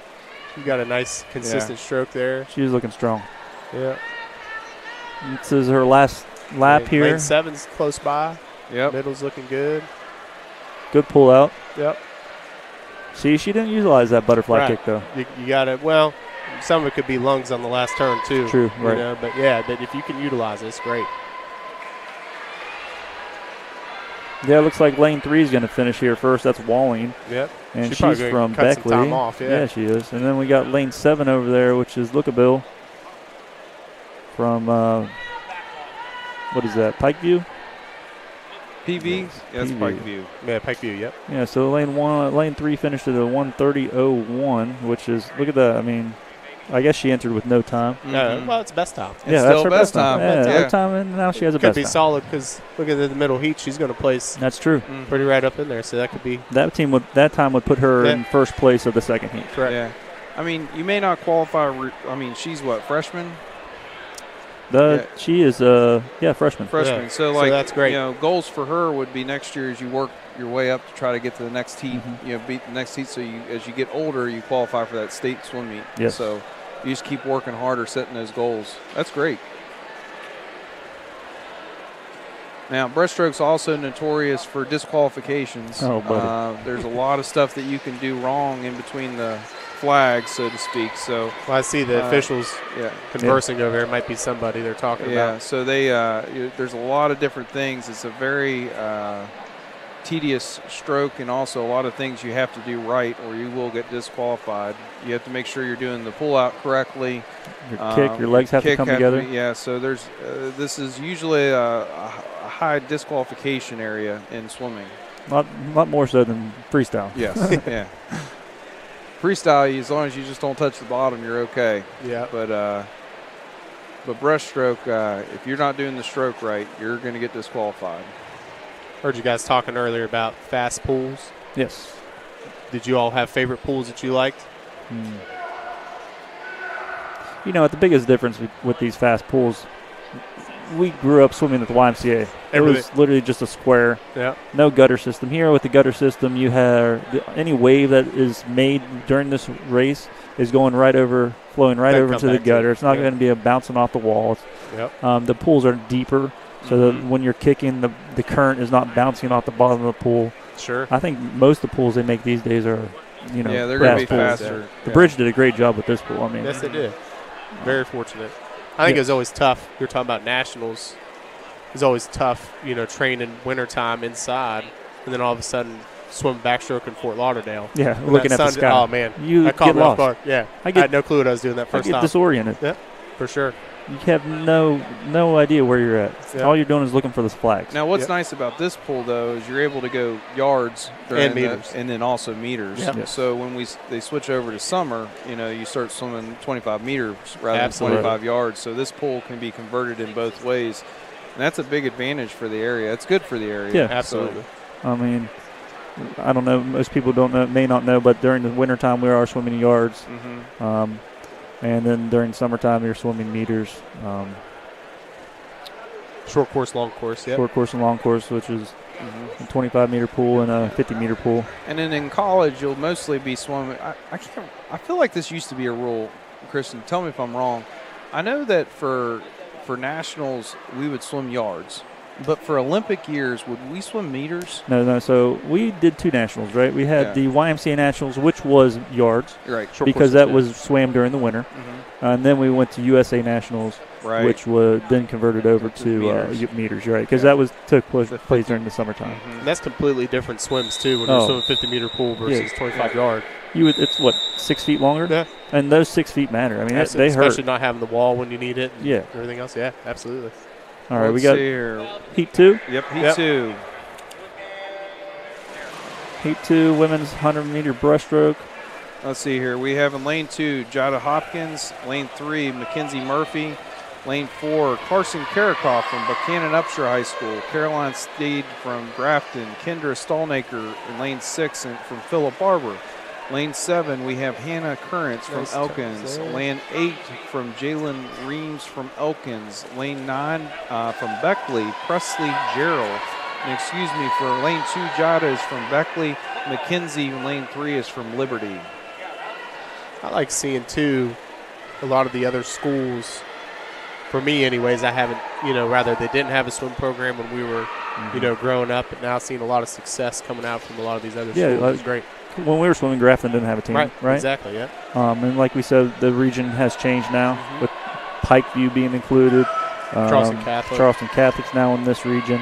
Herbert Hoover. I mean, a lot of these southern schools are now. They had their own competing up region here. when we were. Yeah. What do we got? Lane 6. There's going to be a tight race coming here for second.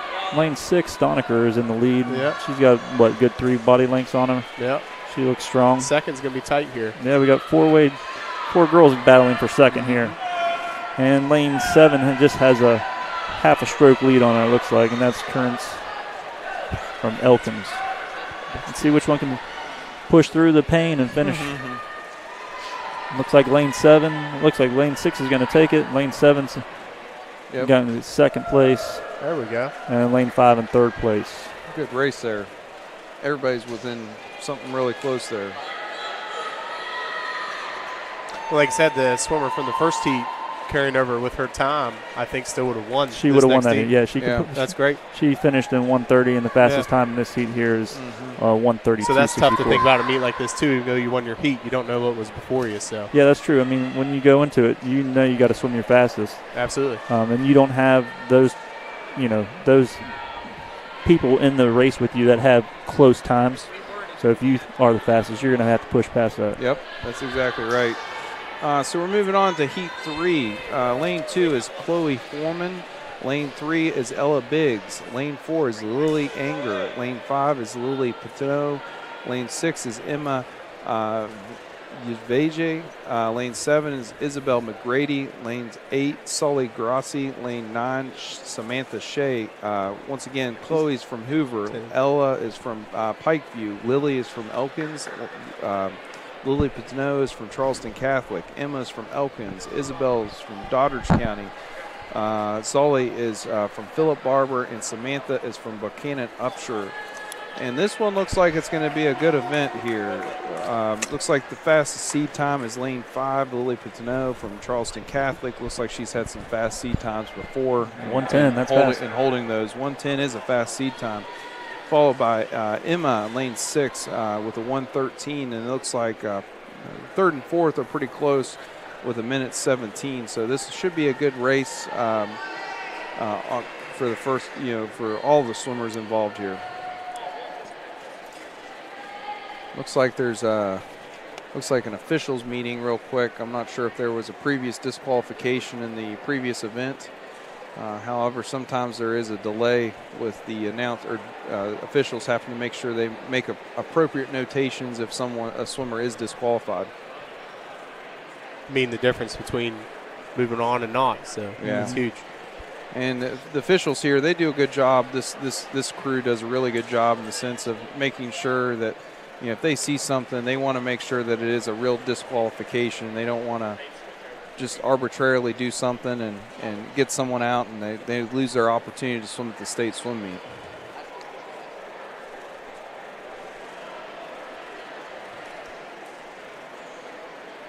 You might see opportunity here for a record to maybe fall.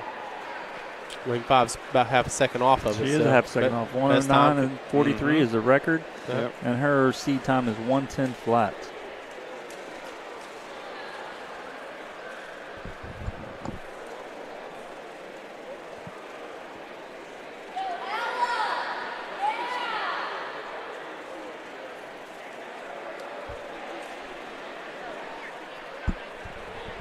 What do you guys think about, correct me if I'm wrong, but isn't there opportunity now in high school to swim for different schools or play sports for different schools, things like that? I've often wondered with us what it'd be like if Bird and Bridgeport ever swam together back in the day. That'd have been fun. Yeah, I think we definitely, if you would have combined our high schools, the swim teams for those high schools, we definitely would have won a state championship as a team. Yeah, for sure. That'd be great. All right, looks like we're getting this race underway. Yep. We'll see if we can have another record possibly fall here today. Everybody's quick off the block there. Great pull outs. In the middle of the pool. Her pull was great. More than halfway. If you watch, she has a great lunge forward. Head position's good. Good turn there. Yep, real good. Good push off. Good underwater and good breakout as well. And that is lane 5. That's in the lead. She looks strong. You can tell she's a breaststroke. Yes, definitely. This battle for second and third will be fun to watch. Yeah, this race is a lot closer. Going out in a 31.9. Lane 6 had a great turn there. Pulled herself in second place. Yeah.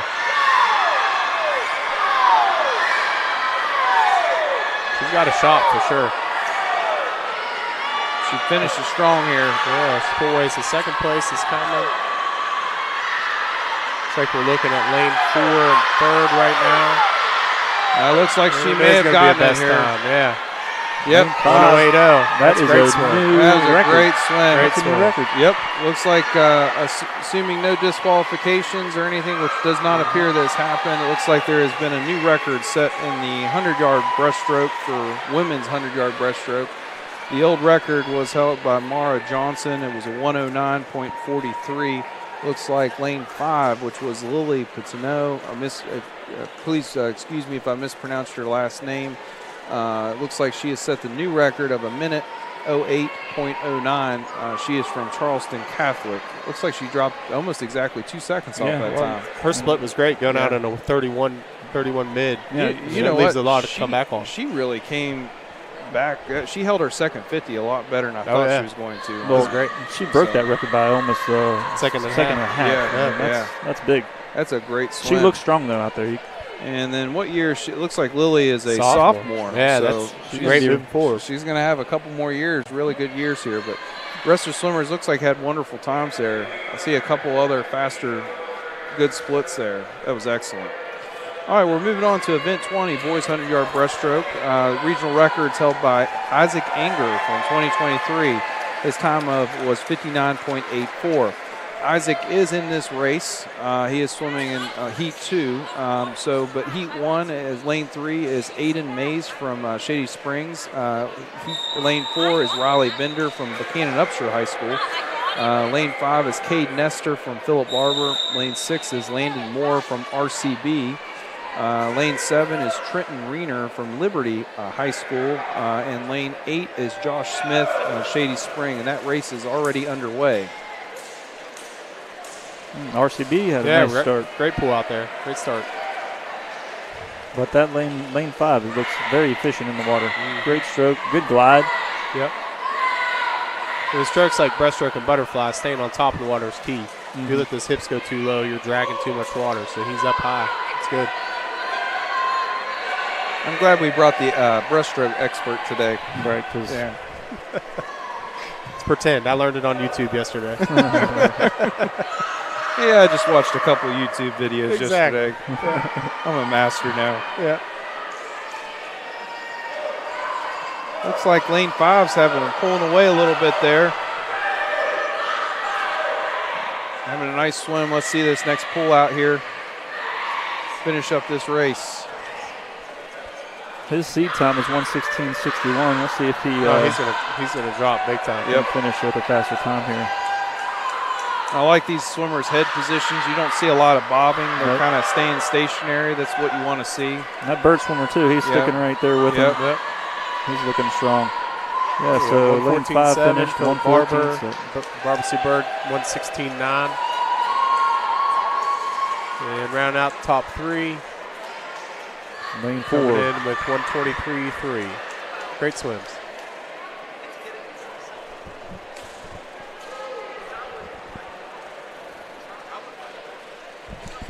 All right, we're moving on to Heat 2 of the boys 100-yard breaststroke. Lane 2 is Ashton White. Lane 3 from Elkins, Lane 3 is Michael Hadges from Bridgeport. Lane 4 is Cole Parsons from Bridgeport. Lane 5 is Isaac Anger from Elkins. Lane 6 is James Hadges from Bridgeport.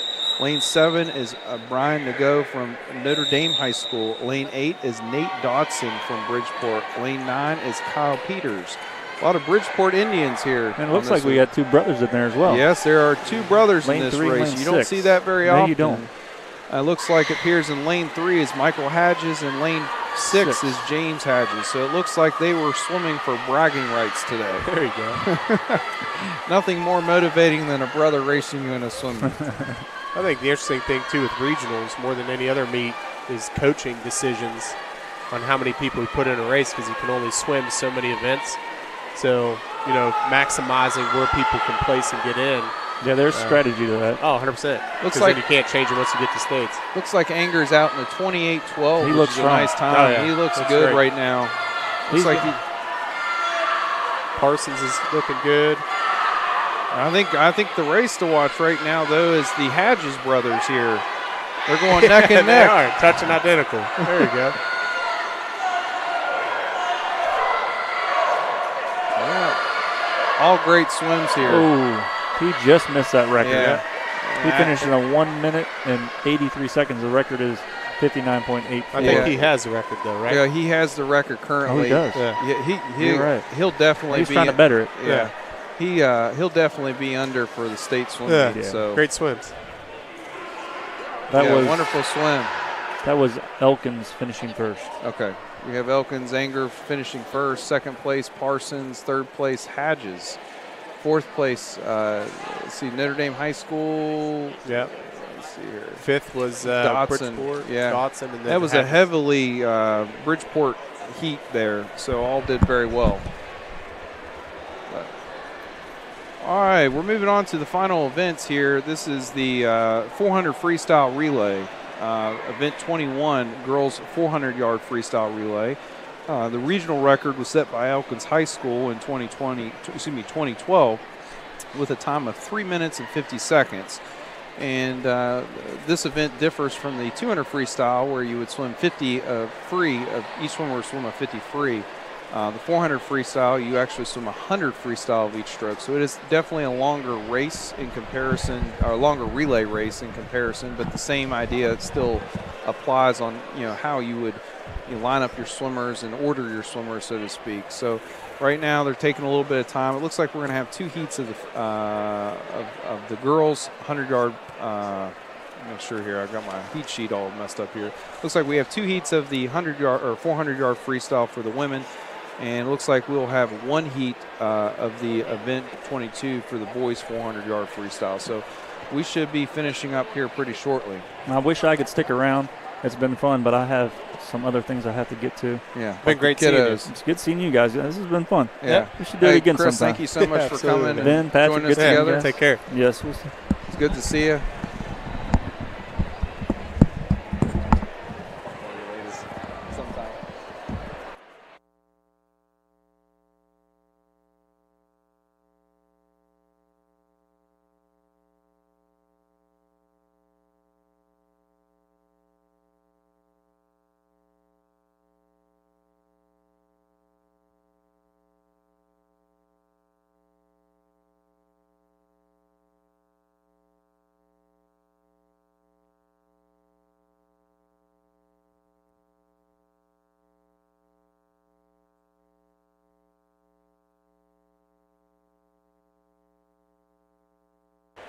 All right, sorry for the interruption there. It looks like we were subbing out with the broadcaster here to finish up this event here.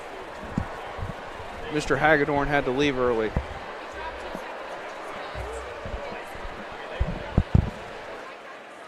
Yeah, I think big thing with the relays is no false starts, get into states, push it there. Safe starts. How'd you all typically try to do your orders? I know some people, anchor fastest, and sometimes they put the fastest up front. We would typically follow the priority. 2 and 3 always depend. Like it could be different variations, but we'd always usually put the fastest swimmer 4 and then the second fastest first. Sure. Yeah. And usually we would determine that by the actual race itself, the 100 freestyle, or the 50 freestyle. Let me jump in real quick here. It looks like we have heat 1 is lane 4 is Beckley, lane 5 is Philip Barber, and lane 6 is Shady Springs.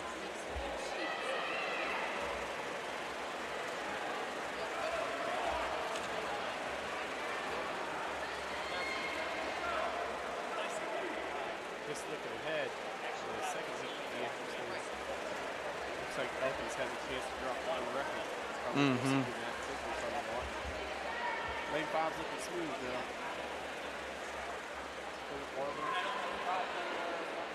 And this is a longer race. A lot of stuff can happen. If you fall behind early, it doesn't mean that your relay has lost.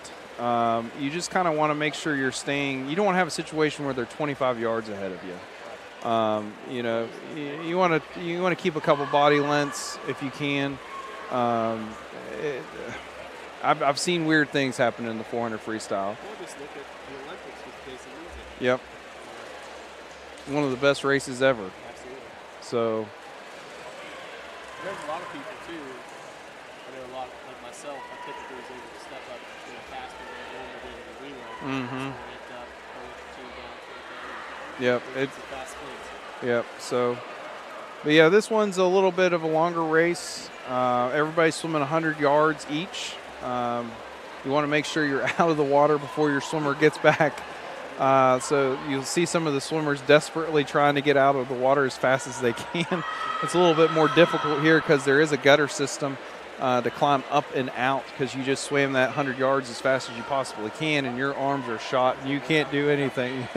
So you're huffing and puffing just trying to hop yourself out of the pool. So it's not uncommon.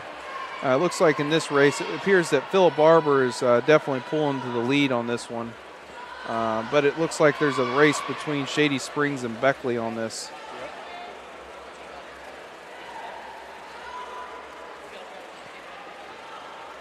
Looks like Philip Barber's third swimmer is entering the water now.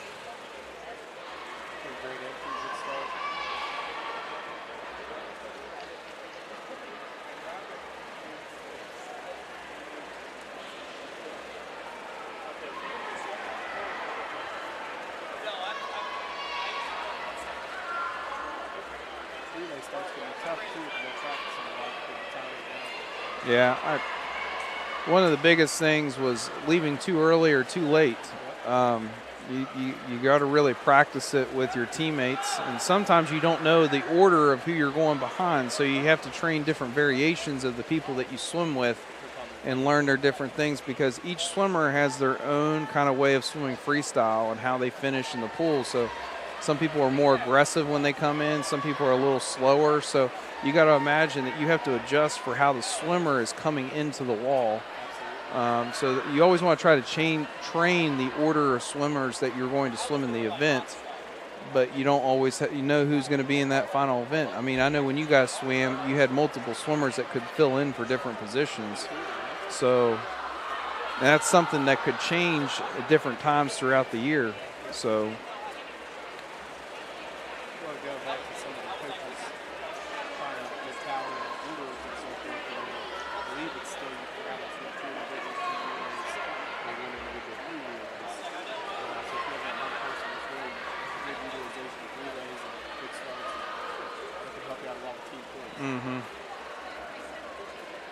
Barber's looking real strong here.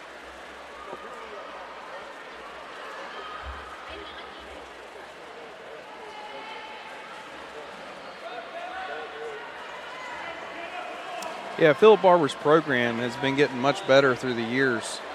You know, I remember kind of when they were kind of kicking off a long time ago, but their program itself has been really developing, and their high school teams have doing very well. So, yes, and that's what you want to see. Whew. That's going to compete, looks like, for the finals top positions too. So, looks like right now they'd be seated fourth with that time. So that was a great swim. And it looks like we're still having a battle here for second and third place. Like I said, it's a long race. You never know what's going to happen. It's into the meet. You're tired. I always thought this was the Ironman event, just because you swam all your other events. Fortunately, there's a lot of fans still here and spectators in the stadium, but a lot of people are leaving. Oh, looks like. Yep. Lane 4 was Beckley.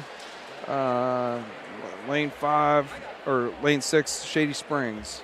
So, yeah, you have a lot of spectators start leaving early. Everybody's kind of gone, but we have a good showing here.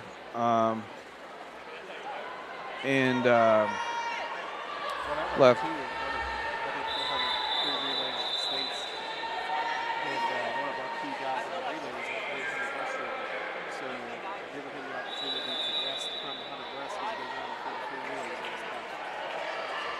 Gotcha.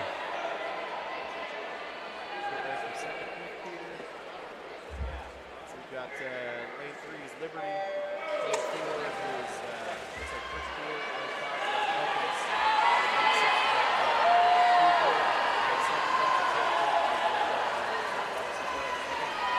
And this one's going to be a tight race between lanes 5 and 6.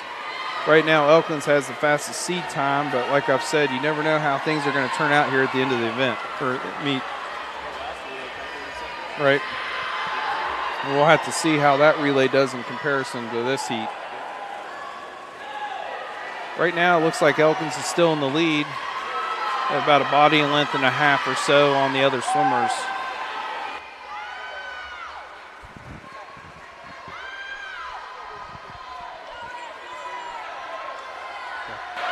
Yeah, it looks like we have a close for second, third, and fourth place right now. It's going to come down to these middle swimmers, second and third here. That was a good exchange there, lane 5. Yep. Almost simultaneous there for third. Oh, these second legs though are coming on strong for these. What do we got here? Bridgeport.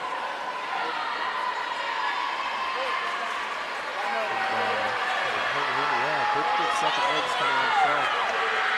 Now, a key thing for people to remember, some coaches may have ordered these swimmers in different orders to try to push some of maybe their slower swimmers to swim faster, to encourage them. So remember, as long as you're within a couple body lengths in the 400 freestyle relay, there's a chance of winning that relay. Third place is holding strong there, Hoover. Yep. And it looks like right now Elkins is really taking a substantial lead on the field here. And you may be picking up with a microphone, a lot of spectators cheering here. You can see that this race. You can definitely feel it in the water when you're swimming too. Oh, yeah. You can hear that. Yeah. So it's nice hearing these fans cheering on their swimmers. Elkins is looking real smooth. I'll tell you what, Bridgeport's had nice holding on here, second place here. Looks like Hoover's in third. So. It's always tough sometimes too when you're diving in with people in different positions in the pool because you could be catching a lot of weight. Yep. Somebody's finishing or in the middle of the pool, it's always clean water. Yep. So they're building a nice lead, Elkins is. They just need to hold on right now, get their last swimmer in here. Everybody stay legal, and they should punch their ticket to states here. Well, I think they got a shot to lower their own record. So. Yep. Let's see, that record was Elkins High School in 2012, 350. That looks pretty close there. Yeah. Easily. Let's see how it goes here. May have another record set. Yep. Bridgeport's looking good. The Elkins came in. Hoover's in third. It's going to be a nice finish. Yep. Looks like the fourth swimmer for Hoover's really turning it on, trying to catch that Bridgeport swimmer. Elkins coming in, 150 together at 318. Oh, great shot. Yep. First split. They should be breaking that relay record. Oh, yeah. Looks like coming in last lap. Yep. Let's see. Trying to watch the time there at 340. Hoover's still holding third. Pretty close. She's going to get it though. Yep. And so unofficially, Elkins just won that race with a time of 3:47.94. That's assuming no disqualifications. Bridgeport second. Hoover in third place. Assuming no disqualifications, there was a new record set in that race. The new record would be 3:47 set by Elkins. They broke a 2012 record set by Elkins High School. That's a great swim all the way around. Yep.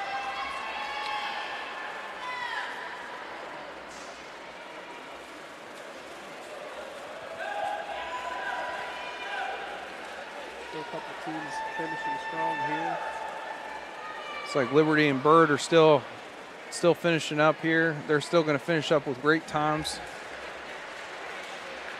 Yeah, Liberty dropped about 20 seconds. Looks like all personal best for all these relays. And that's what you want to see at the regional swim meet.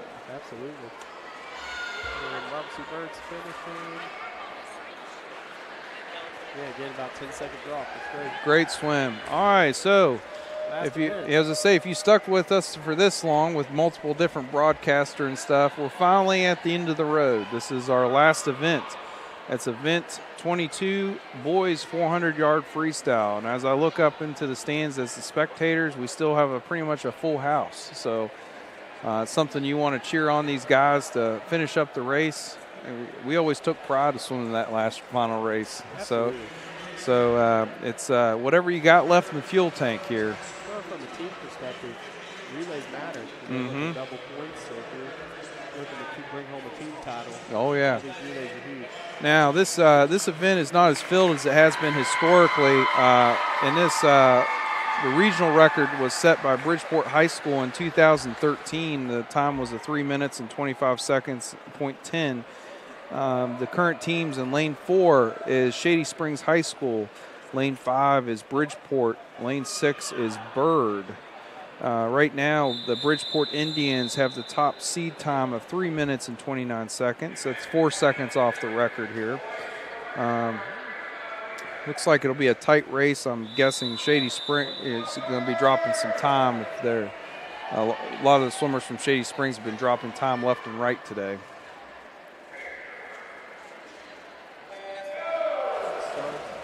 Bridgeport relay is interesting. I don't see any seniors on it.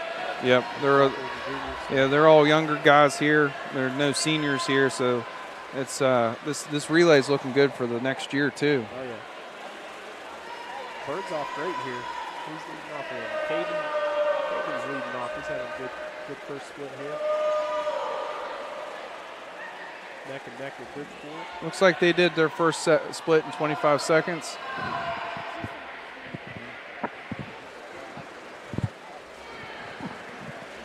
Looks like Caden's still holding on, racing against Orrin here from Bridgeport. A great turn there for Caden. Yep, he's got about a stroke lead on the Bridgeport swimmer. It looks like Orrin's turning it on right now here at the end. It's gonna be neck and neck here. That's where you hope your second, Boom. third guys get amped up. Yep. And drop some time. Yeah, it looked like Bird had a slight quicker start. However, looks like Jacob Keener jumped up out of the water quicker than Josh did there. Or excuse me, not Josh. Jacob, I said that wrong. Branner. But he's holding on well. Yep.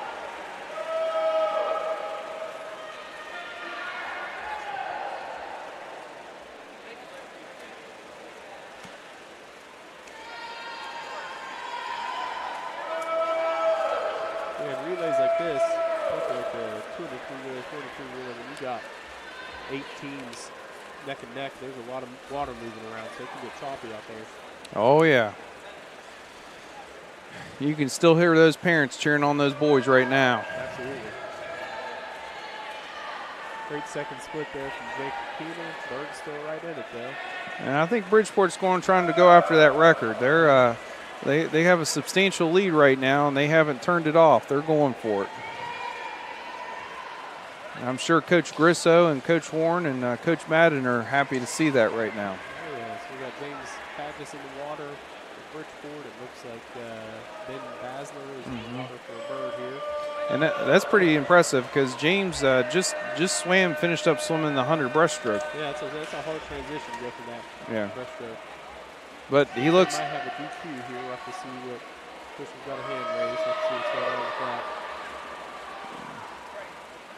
It's interesting in freestyle because really not a lot of things pop up, so maybe a missed turn or something. But we'll have to see what comes. Looks like Bridgeport's final swimmer just entered the water. Oh, he's looking good. Oh, it looks great. Definitely. Yeah, they've got a shot. Oh, he's moving. Yes, he is. We'll have to see what his first split is once he turns. It may be sub 22. Oh, 23, 15, yeah. Let's see here. We're just going to be off of it. But Well, that's still a good swim. Yeah.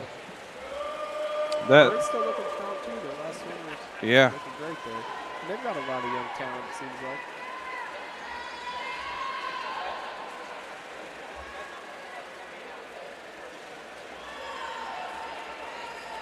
And Bridgeport's finishing up with a 328.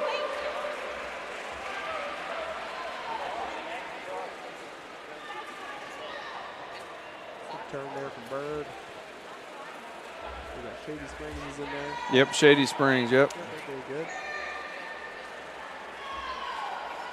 Let's see, Bridgeport definitely took that one with a 3:28. They're a little bit off that record, but I think it's just the end of the meet. And, actually, they were pretty darn close. They're about 3 seconds off there for that record. Held their same time. Yep, Right where they need to be. That's great. Yep. They had their last swimmers in. Here, yeah. Yep. That was important to cheer those last ones on. It's hard being out there on the island. Nice stroke. Yep, looks great stroke. Good effort, especially here at the end of the meet. And pushing through. Sometimes that's harder just to do that by yourself than anything else. Absolutely.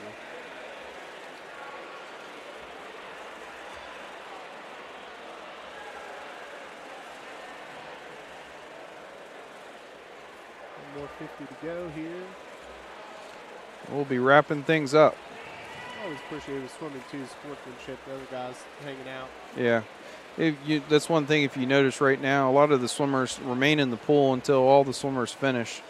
And you'll see them talking and joking around. And, that's something we used to do back in the day. And, it gets competitive and you want to win. Sure. But at the end, you're having fun with your friends. So absolutely.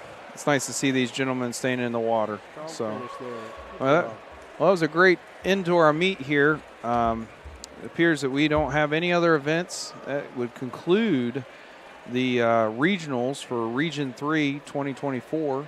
Want to congratulate and wish everybody the best of luck who has qualified for the state swim meet this year. We're going to show a great representation out of our region. I'd like to do a special thanks for the bridge, having letting us use the facilities for the meet, and allowing us to use all their equipment and everything. And it's a great place to be. Great. Future's very bright. Oh yeah, definitely. It's great to see. So, but I don't have anything else. I mean, it's been a great time, and like I said, I've just really enjoyed this moment, seeing all the people coming back, and the first section with Mel and Bart, seeing how the sport's grown and where it's going, and it's wonderful to see. Try to do it again sometime. Absolutely, man. Patrick was blessed. That's you, man. All right, thank you.